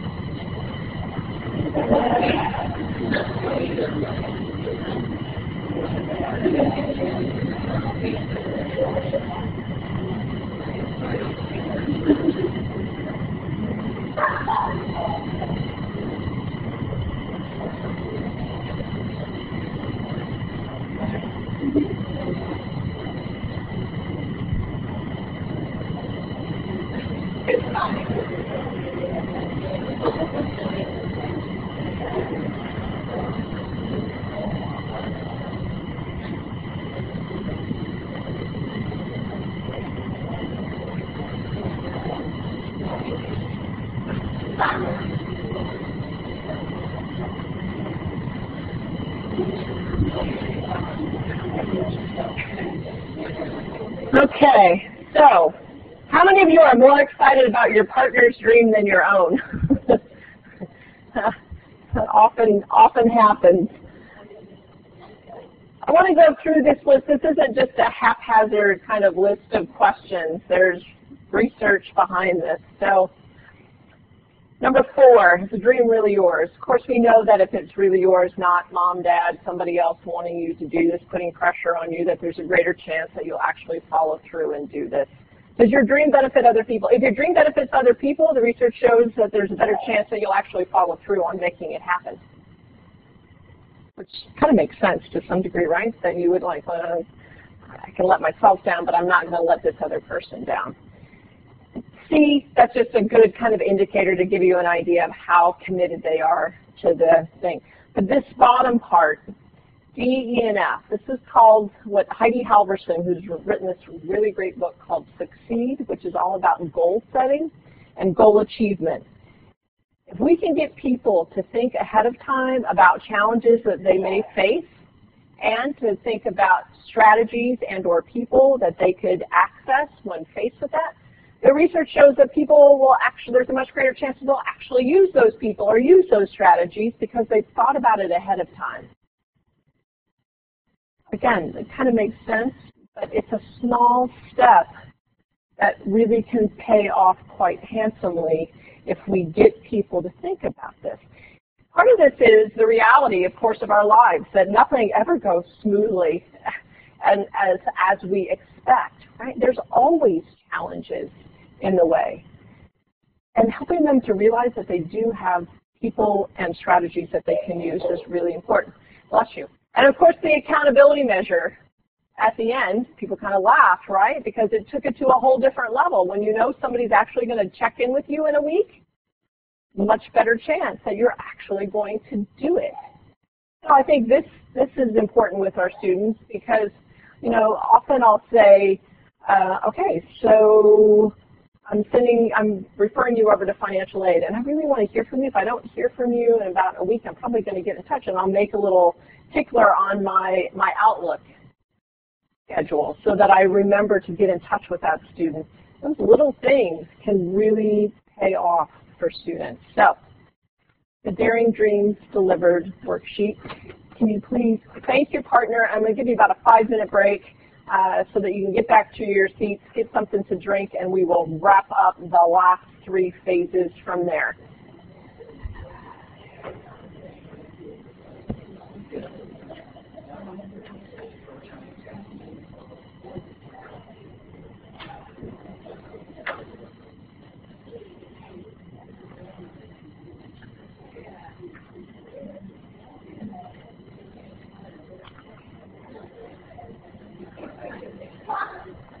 Did you get some good advice?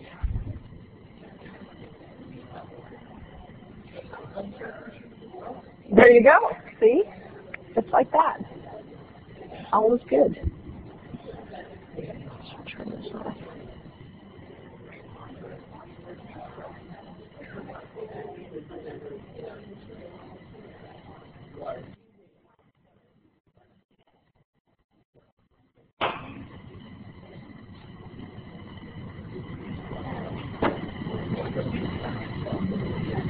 Yes.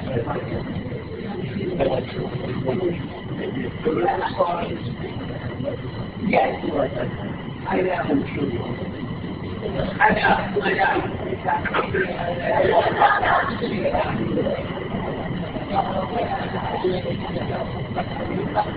You know, because I don't want distractions built in one time.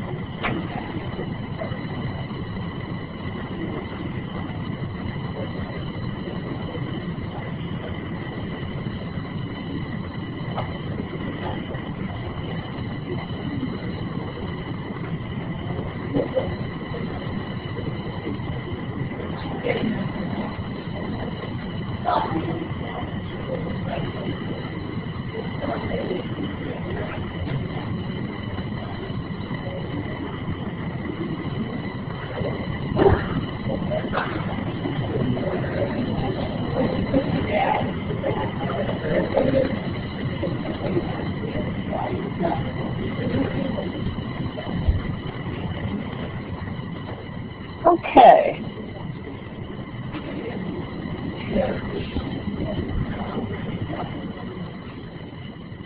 So, we left off with the dream exercise I just want to show you what a couple of undergraduate institutions are doing to kind of get people, almost prompt them to start thinking about dreams, even in their waiting areas. So this is at Miami University in Ohio, their Hamilton campus. And that's wishing well right there. And next to it, there's just a dream board and little sticky notes, and students get to put down what their dreams are for the future. Here's one that's at the University of Central Florida. And, go to medical school,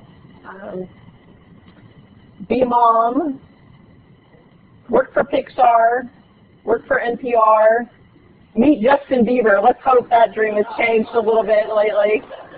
But you would think, really, for undergrads, you might think, oh, well, they wouldn't want to do this. They have to clear this off every week because students are dying to put what their dreams are up there. Part of it is that they don't have to put their name, right? It's an anonymous kind of thing. But yet, it kind of gets them thinking about what are my dreams for the future. Okay, so now we know the dream. We head into the design phase. This is often what people think of advising, just going right to design. So here, what classes do you need to take? Bam, bye. I think you can see we're taking the time to disarm them, to learn a little bit about them, find out what their hopes and dreams are. I think you can kind of help co-create a better plan. And that's the key here. Bandura talked about this. If people don't have any say in a plan, they often just don't have any investment in it. So we really do want to give them an opportunity to co-create that plan. Now, I did this with undergrads, but also with my medical students that are, in particular, thinking about really competitive specialties, like dermatology. And so instead of saying, okay, you need to be doing this, this, and this, and this in order to get a derm residency, let's say, okay, so what have you heard that it takes to get a derm residency slot? It's really quite interesting to hear what they have to say, because sometimes the word on the street is not so accurate. Sometimes it is. But then we can go back and forth, right? And we can talk about, okay, doing some research would be really helpful. Let's talk about what kinds of step 1 scores you're going to need. Let's talk about where you're going to be doing your away rotations. What kinds of rotations are you going to be doing? And we would, but the point of it is that we would go back and forth instead of me just saying, bam, bam, bam, bam. So these are all the things that they have knowledge. They talk amongst themselves, as you know, and they often access. There's some really good resources out there on the internet and in other places. There's some really bad resources out there on the internet. But again, co-creating this plan. So coming up with an action plan with them, breaking down goals into manageable sub-goals. I don't know about you, but when my to-do list gets really long, it becomes almost paralyzing. Like, oh my God, I have so much stuff to do. And I've realized over time that I just need to focus on either the simplest thing or maybe the thing that's most time pressing, and focus in on one thing and get one thing done at a time. And of course we see this in the first year of medical school, talk about an overwhelming experience. And you can only take it one step at a time. Well, I've learned that over time. So helping other people to come up with, to break things down into more manageable sub-pieces, giving people deadlines, we respond well to deadlines. It's a whole other thing when I said, what are you going to do a week from today? Giving them a deadline helps, and then just making sure that we're being clear in what we're talking about. Because this cursive knowledge is a real thing. Right? This cursive knowledge is when we know something so well that we forget that mere mortal people have no clue what we're talking about. Medicine is well known for this. Higher education in general is well known for this. When I moved from Illinois to South Carolina, wow, they use a whole different set of acronyms down there. And they'd be talking about SPA and GARP, and I'd be like, I'm sorry, what's GARP, what's SPA? Don't worry about people like me. I'm going to stop you and say, I'm sorry, I didn't catch that. Can you explain that to me? I worry about the people who, when you said GARP in the first sentence and went on for another few minutes, they went off and said, GARP, wasn't that a movie in the 1980s? And they totally miss everything else that you're talking about. And I think that's a very real thing in a medical setting, no matter what area that you're in. So being aware that this is a different language that we speak, and giving good feedback to people. Say, oh, I'm so glad that you stopped and asked that question. Effective referrals. So this is a big issue. And I'm sure you all have seen this. I certainly saw this during my 12 years, the increase in particular at our medical school with mental health issues amongst our students. And they're scared to death. I'll tell you, medical students are scared to death to come talk to you about this because they are afraid that they're not going to get licensed. And we've got to address this because this is a real issue that they need help with. And the other thing is, we know that the suicide rate is really high in graduate school and in medical school. And unfortunately, I had one of my MD PhD students commit suicide when I was at Illinois, and it was the worst thing. It was just awful. So we have to really think this through. How can we effectively refer people to mental health? Because they need it. A lot of them need it, but they are scared to death to get that help.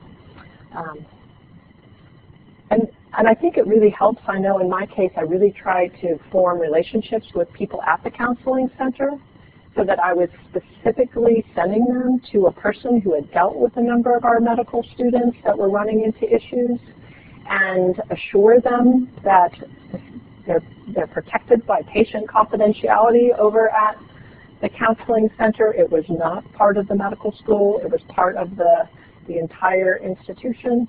So how do you deal with that here in terms of mental? Is there a counseling center available? Do you run into this issue where people are scared to come and mention this to you because they may not get licensed? Okay.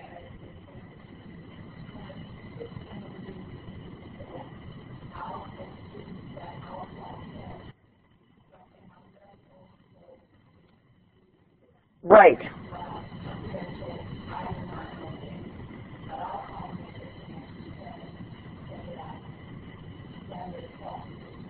Yes.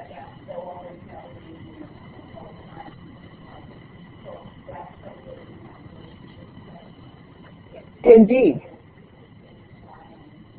And they trust you enough to even talk about that. It's not easy to talk about those kinds of issues. Other thoughts of things, strategies that you've used to get people connected?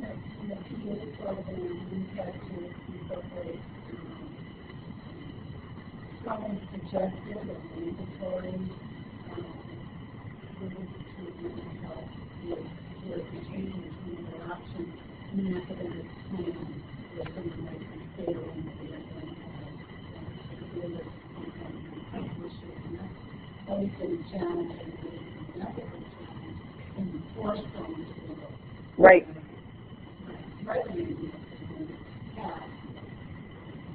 Yes.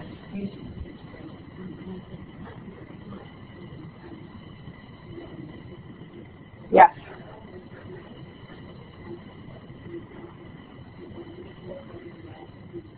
Yes.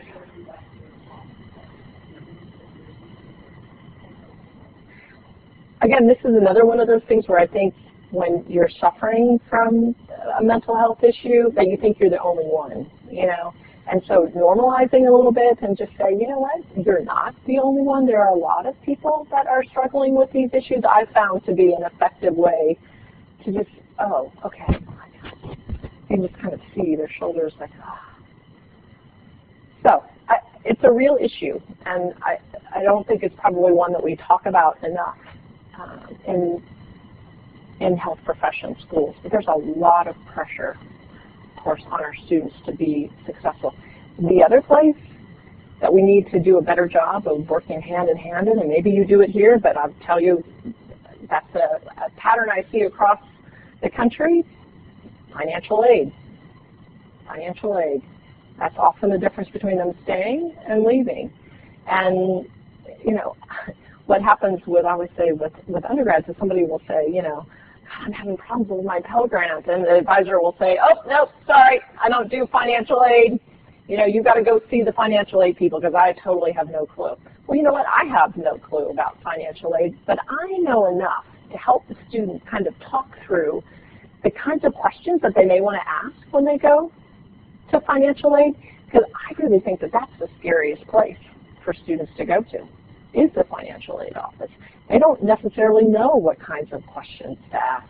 And so we'll just sit and say, okay, so tell me what you're up against. Let's talk about that. I probably am not going to know the answers, but we can write down the questions, because then when they go over to financial aid, they have a list of questions instead of, you know, them going over and they say, okay, so how can I help you? Say, I don't know, my advisor told me to come see you. I mean, that doesn't do any good at all. So sitting there and talking that through with them can be super, super helpful. Another thing that can be a helpful resource to students who are feeling lonely or not is this concept of having a personal presidential cabinet. And this is like a personal board of directors, in that if you'd asked me when I was 24, 25 years old if I had any mentors, I would have told you no, because when I thought of a mentor, I thought of an Uber mentor, like somebody who could advise me on my professional life, my personal life, whether I should get a doctorate, blah, blah, blah. And the reality is that there are no Uber mentors out there. The reality is that we go to different people for different things. So the president has his cabinet. You know, he's got a Secretary of Defense, Secretary of the Interior, etc. And he will go to the appropriate people, seek feedback.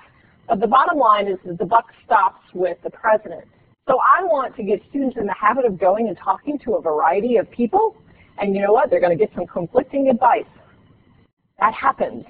And so they need to be able to sort through that, or they need to say, Jenny, when we talked, I thought I heard you say this, but was that correct? Because then when I talked to somebody else, they said it was this over here. Ah, okay, I see. You know, when we talked, I thought you were asking me this, and so that's how I answered, but I think what you may have done is switch that question around just slightly, and it makes a big difference in this particular case.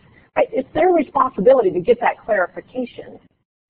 So this personal presidential cabinet gives them an opportunity to think about, in particular for your adult students, the kinds of resources that they have available to them. So the single mom who's going to school, working full-time, you know, trying to make a better life for her kids, who is it that she can call on to watch the kids if the kid gets sick at school?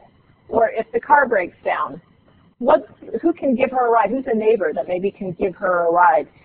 Helping people to think about those kinds of resources that they have in their life can be super helpful.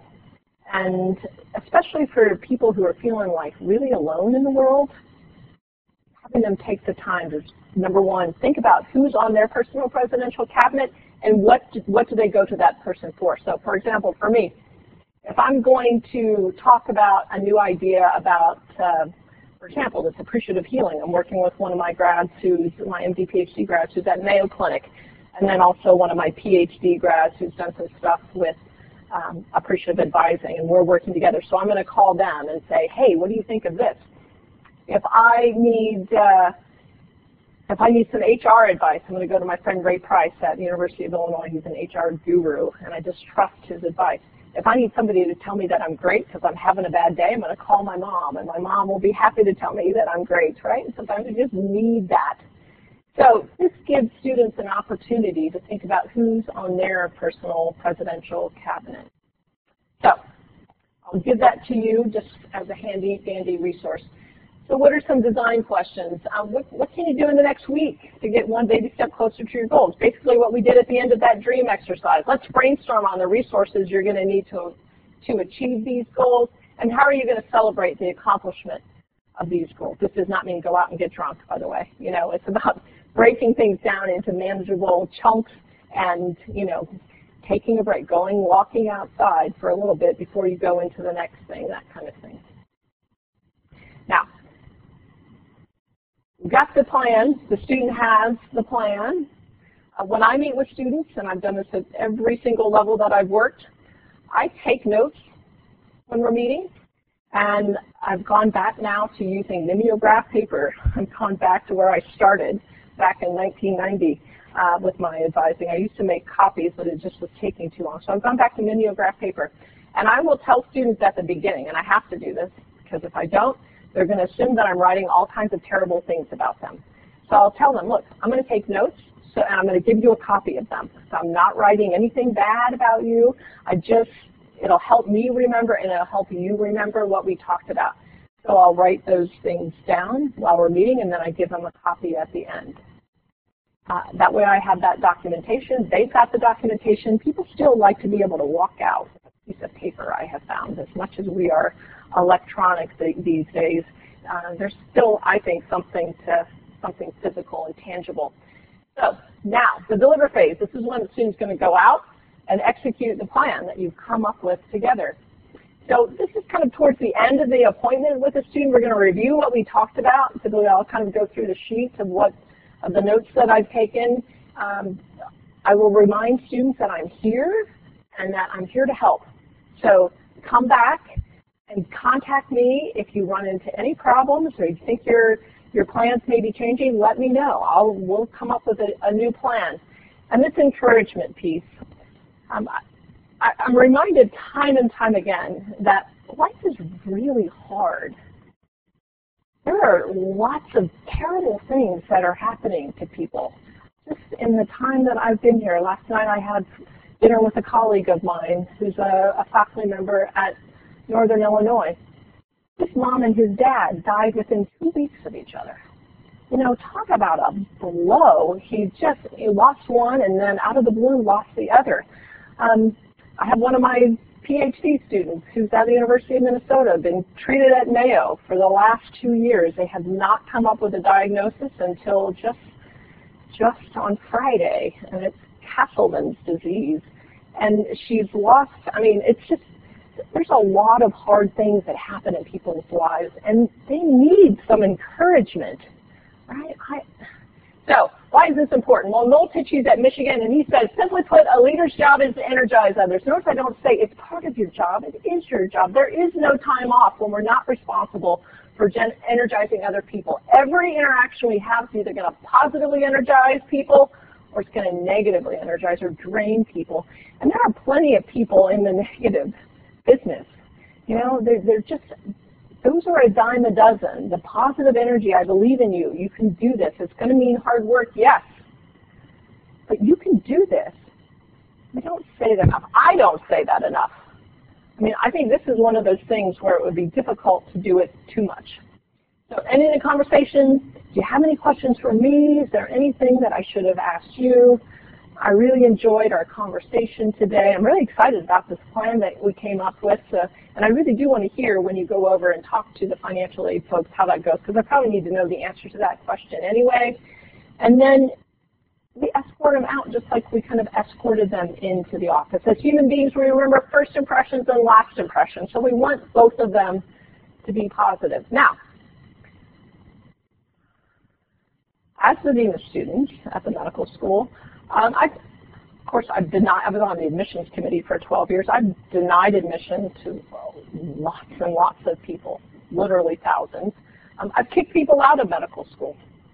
Our committee's made a decision, and I'm the lucky one that got to have that conversation with the people.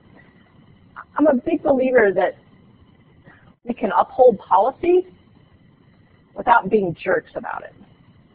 Like, it doesn't do me any good to pour salt on a wound that they've just been kicked out of medical school. Their life doesn't end. Again, I don't want their life to end.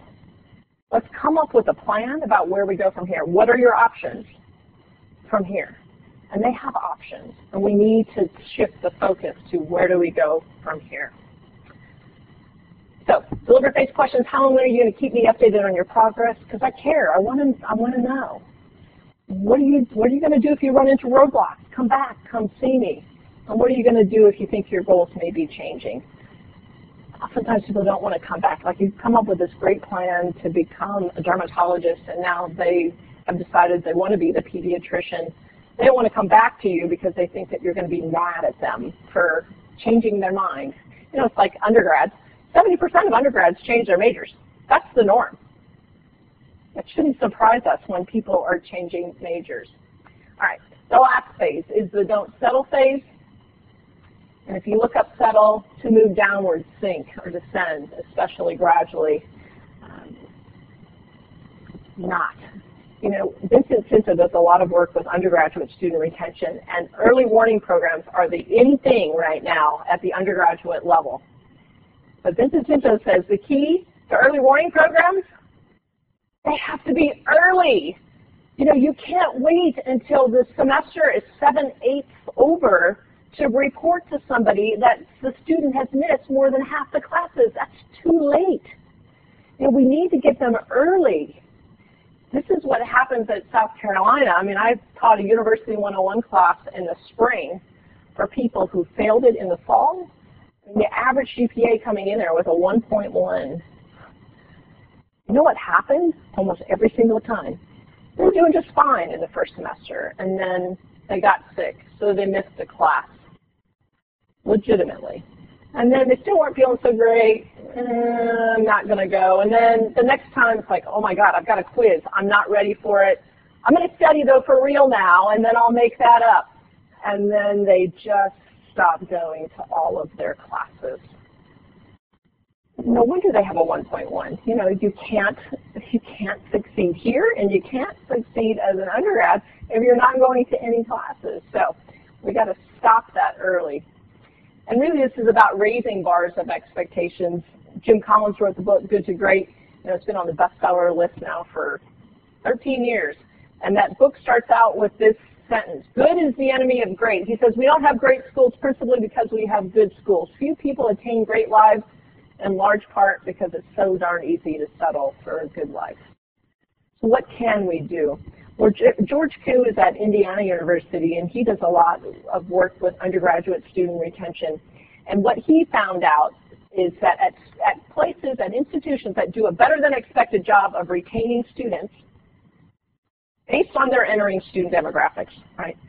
For example, Harvard, it has a different student body than Illinois State does. Okay? Based on those entering student demographics, the students, the institutions that really are succeeding embody this positive restlessness. We're doing really good things here, but we can do better. I mean, we have to do better. We have this one really great program going on in the PA school. I wonder if we might be able to adapt that and use that over at the medical school or at the podiatry school. You know, and I love this interconnectedness between your faculty and your students, because I'm hoping that you're being able to, you have opportunities to share great ideas with each other. Because that's, I think, a real key, and that's certainly what Q found. And then a pocket of greatness. So this comes from Jim Collins. Because sometimes people say, you know what, I take really good care of students in my office, but then when I send them to somebody else or across campus to the financial aid office, they're actually kind of rude to them over there, so I kind of almost feel like I'm setting them up to be disappointed over there. And Collins would say, don't worry about what happens over there. Worry about what happens in your office. The only thing you have control over is what happens in your office. Create a pocket of greatness in your office. It spreads. It spreads. This is what we have found at school after school after school that's doing this.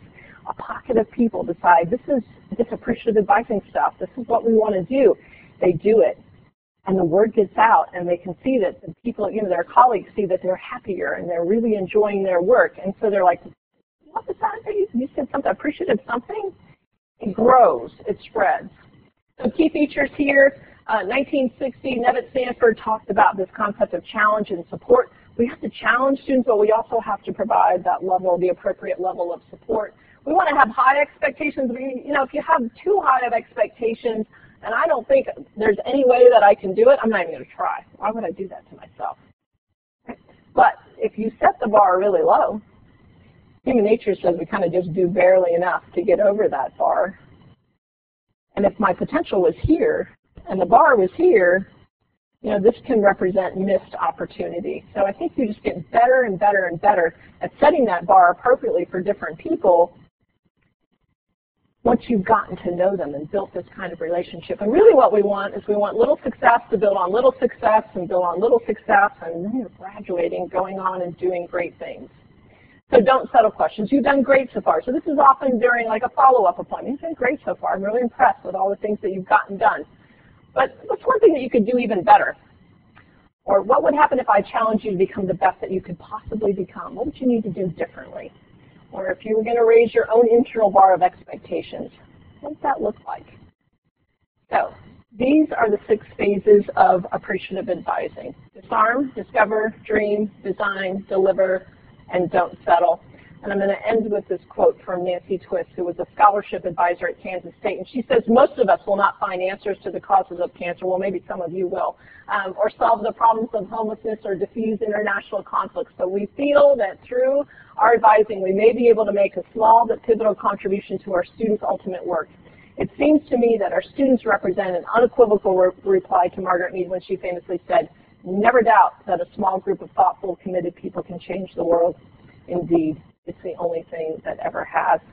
So that's my charge to you, is go back to your offices this afternoon and do what you're doing, which is you're really changing the world through the work that you're doing in terms of training these people to go out and do great things. So I've got video. This was the first video that I was going to show you. This is the second one. It's called Trombone Player Wanted. These are some of the resources I discussed. The Heath brothers, as well as Heidi Halverson's book on goal setting and goal attainment, so you've got that. We got a ton of stuff on appreciativeadvising.net, lots of resources. We've got a Facebook group. If you friend me, I promise I won't reject you on Facebook. I'm on there. I'm on LinkedIn. I'm everywhere. And we have an Appreciative Education listserv. And if you'd like to be added to that, I'd be delighted to take your card and add you in. So if you want to leave your card maybe up on that stand there, I'd be delighted to add you in. We've got a bunch of resources available, Appreciative Advising Revolution. In fact, we just had a new training workbook that just came out. This is a book about undergraduate student persistence. This is a book about how you can use this to teach, in particular University 101, freshman year seminar types of courses.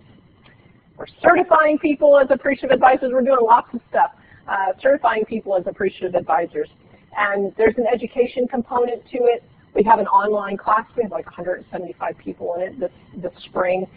We've been doing this for 2 or 3 years now, and literally we've had probably 2,000 people go through it at this point. So it's an 8-week course, continuing education unit course, and then we put on an institute each summer. And this year it's going to be in Louisville, Kentucky. And it's 3 days. It's all hands-on, very little lecture, all small group, kind of living out these phases. So with that, I want to open it up to questions, comments, anything. Yes?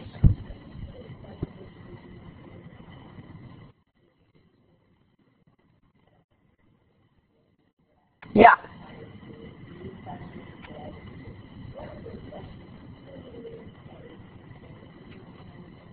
Yeah, so those sessions at UNCG for the students who had been dismissed, right, they had to commit to doing 3 sessions kind of throughout the semester, so early, middle, kind of late. They had a contract that the students had to sign and agree to in terms of specific expectations. That was kind of co-developed, though, with the student. They came up with goals. And the length of those appointments, I believe, is about 45 minutes for those particular students. Okay, so this is a pretty small subset of the student population that they were dealing with. So we have a similar thing at South Carolina. We have what's called this ACE coaching. It's an academic coaching program for students who are on probation. And in particular, we have an agreement with the financial aid office for students who are on financial aid probation. Those students have to come and meet with an ACE coach 3 times.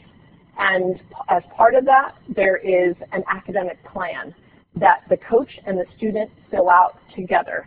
And if you just go Google USC ACE Academic Plan, I think it's based on these 6 phases, and it's easily adaptable. And we encourage people to look at that and adapt. And again, for a smaller group of your at-risk students, that could be a really nice way of doing this.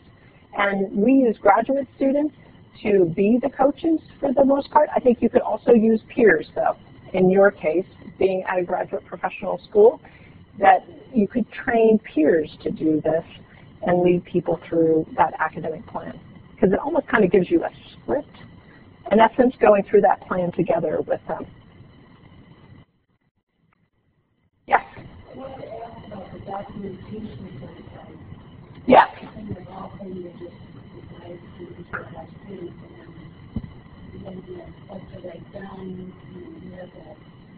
Yes.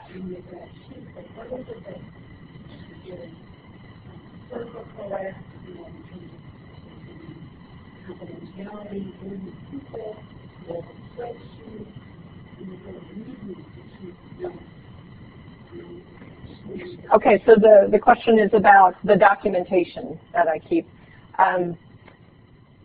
Not a FERPA issue because it's only me that has access to it. I have a file for them, and they get a copy of it.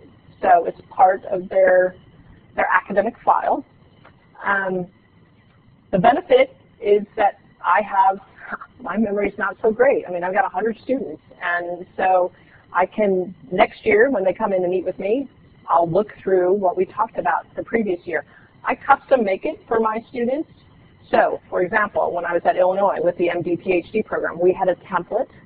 And actually at Illinois, we had a secretary that sat in on those meetings with the student and the graduate advisor and took notes. And so she would then put them, we had them in an Access database, and then she would print them off, and I would edit them, and then it would be updated, and then we would send it to the student and to the graduate advisor so that we were all on the same page. So I do it differently now at South Carolina, where I don't have all those other people that are involved. And so I just did mimeograph thing, and I put it in. But the students at the MD PhD program knew that they would get those notes within a week. And if they had any questions or if they felt that there was some kind of inaccuracy in those notes, they could send it back to us and we would update it, and we would send it also to the graduate advisor to make sure that it's reflective of that. Yes. So they were MD PhD students. So name, who was at the meeting, you know, these basic kinds of things. Where they were at in terms of medical school and graduate school. So had they defended their proposal in graduate school? Had they finished the M1, M2? What was their plan for the next year? Were they going to do the M3, or were they going to do their 4th year of graduate school? So we had M3 or G4. Then we had just a summary of the kinds of topics that we discussed in the middle. Now, my one at South Carolina is a little bit different. I have some of the basic things about, you know, who they are, where they went to undergrad, what areas of student affairs are they thinking about pursuing, and then plan. I mean, basically a plan is the next section, and we talk about things that they need to be doing inside class and outside of class to position themselves to be, you know, successful in the job market, because, boy, it's a 2-year program, which seems like this compared to having my MD PhD students for 8 to 10 years. So I think it's totally adaptable and based on your needs, and I've done it in any number of ways, but those are 2 examples of how I've done that. Do you have an electronic system? Like we had one at Illinois. It was just an Access database, though. There are a number of institutions that have advising software programs where people can keep their notes. We don't within my office, so that's why I do it the old-fashioned way. Yeah.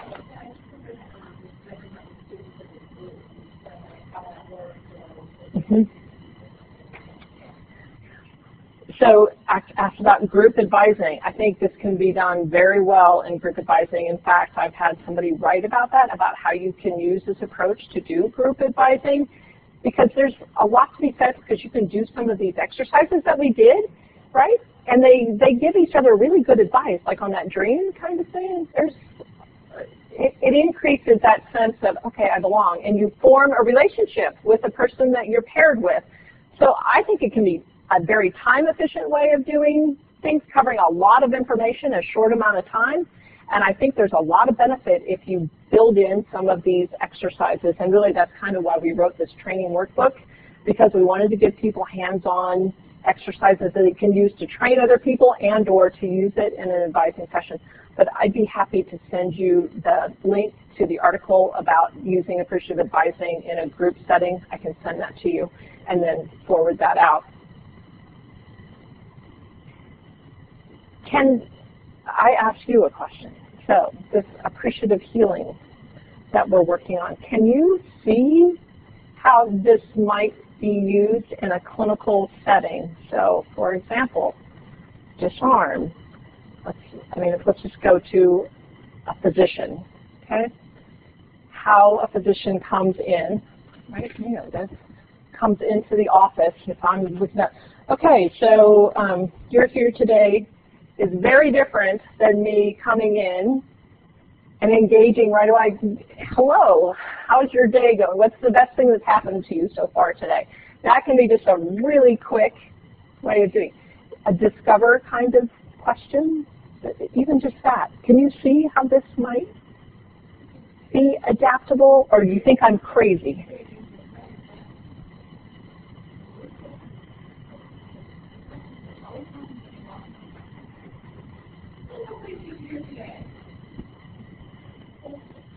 Yeah, right.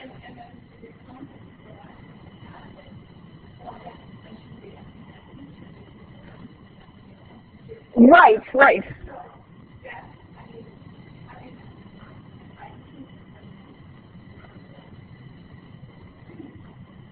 Right.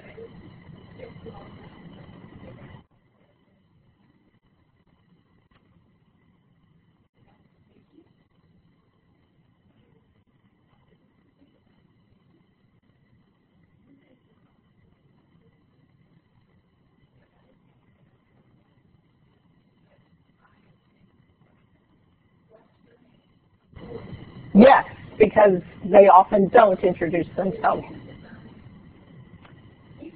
Yes.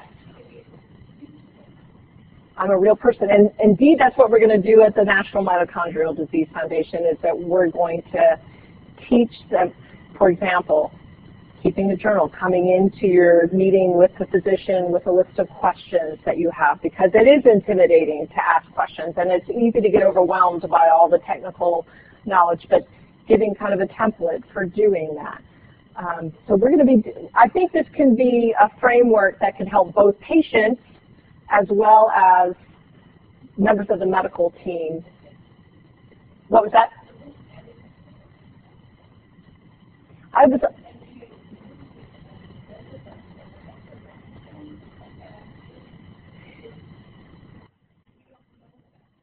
Right.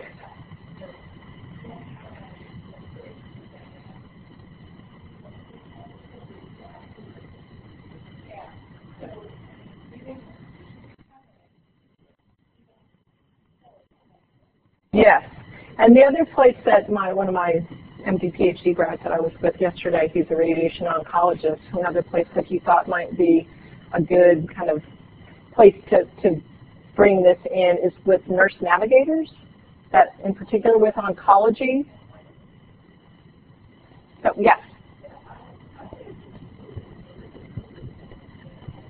Mm-hmm.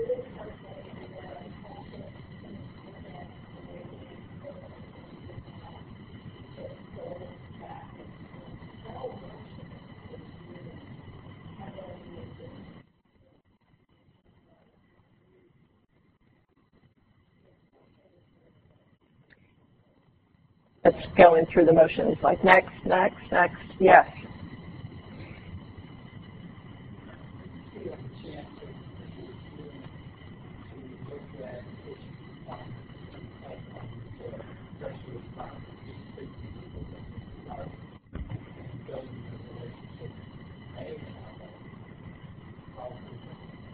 that's often, I mean, my dad had Parkinson's disease for many years, and he subsequently passed away.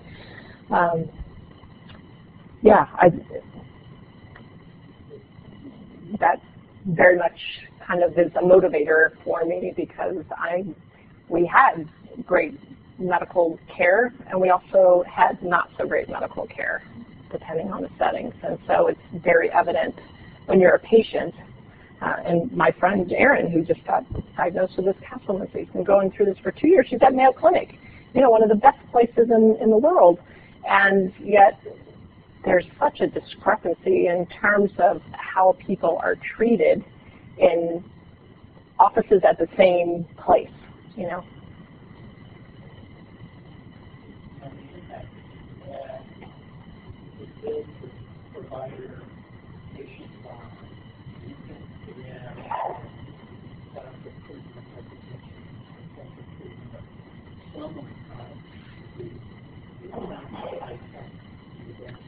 Sure, right. The chronic kinds of issues.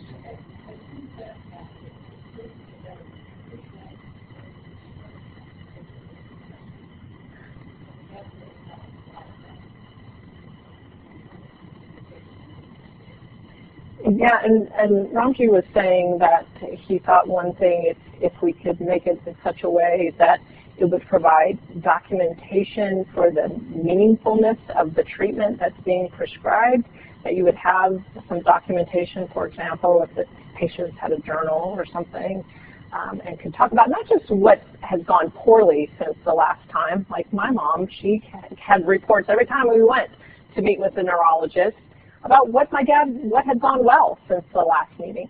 But then our neurologist kind of just used that as the template for how he conducted the appointment and made sure that every single point that was an area of concern, but also yay, I'm so glad that medication change actually worked this time.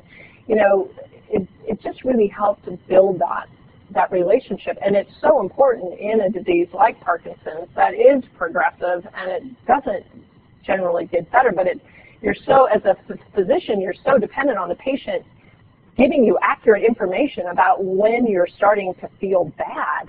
And if you're not giving that information, or you're too intimidated to give that information, it's an awful thing. Did you have something else that you're...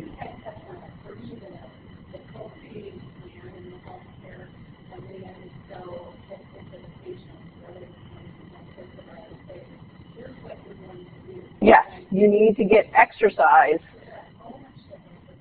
Yes.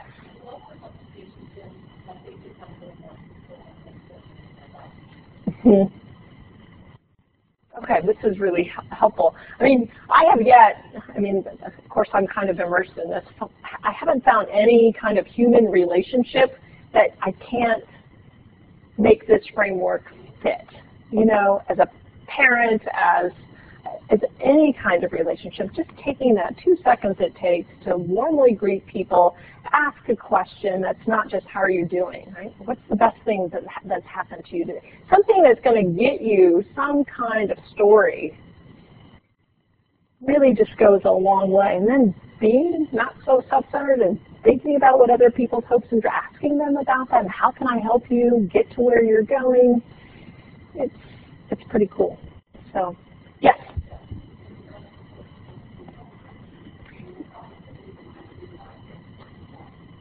Indeed, and this is it's like this academic coaching program. This is kind of the theoretical infrastructure behind the coaching program that we have at South Carolina. So whether you're calling it coaching, you're calling it advising, you're calling it career advising, what I love is that the framework, it's just important to have, I think, a theoretical framework behind what we do and not just calling something and just kind of randomly doing something.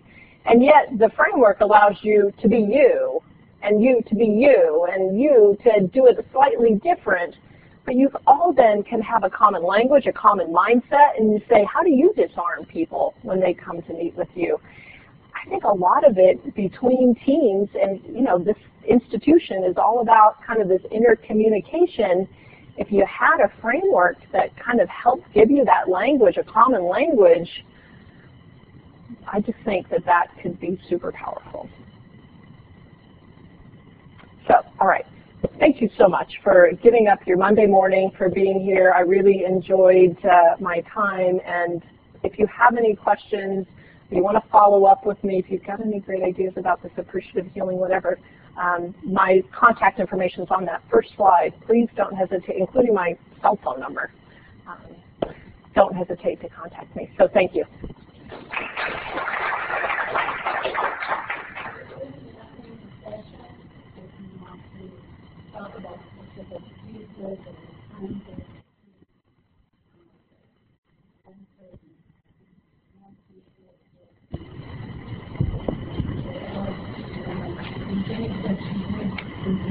Some of the content, so if you can go back to your office and there's a colleague there, and it's a short course.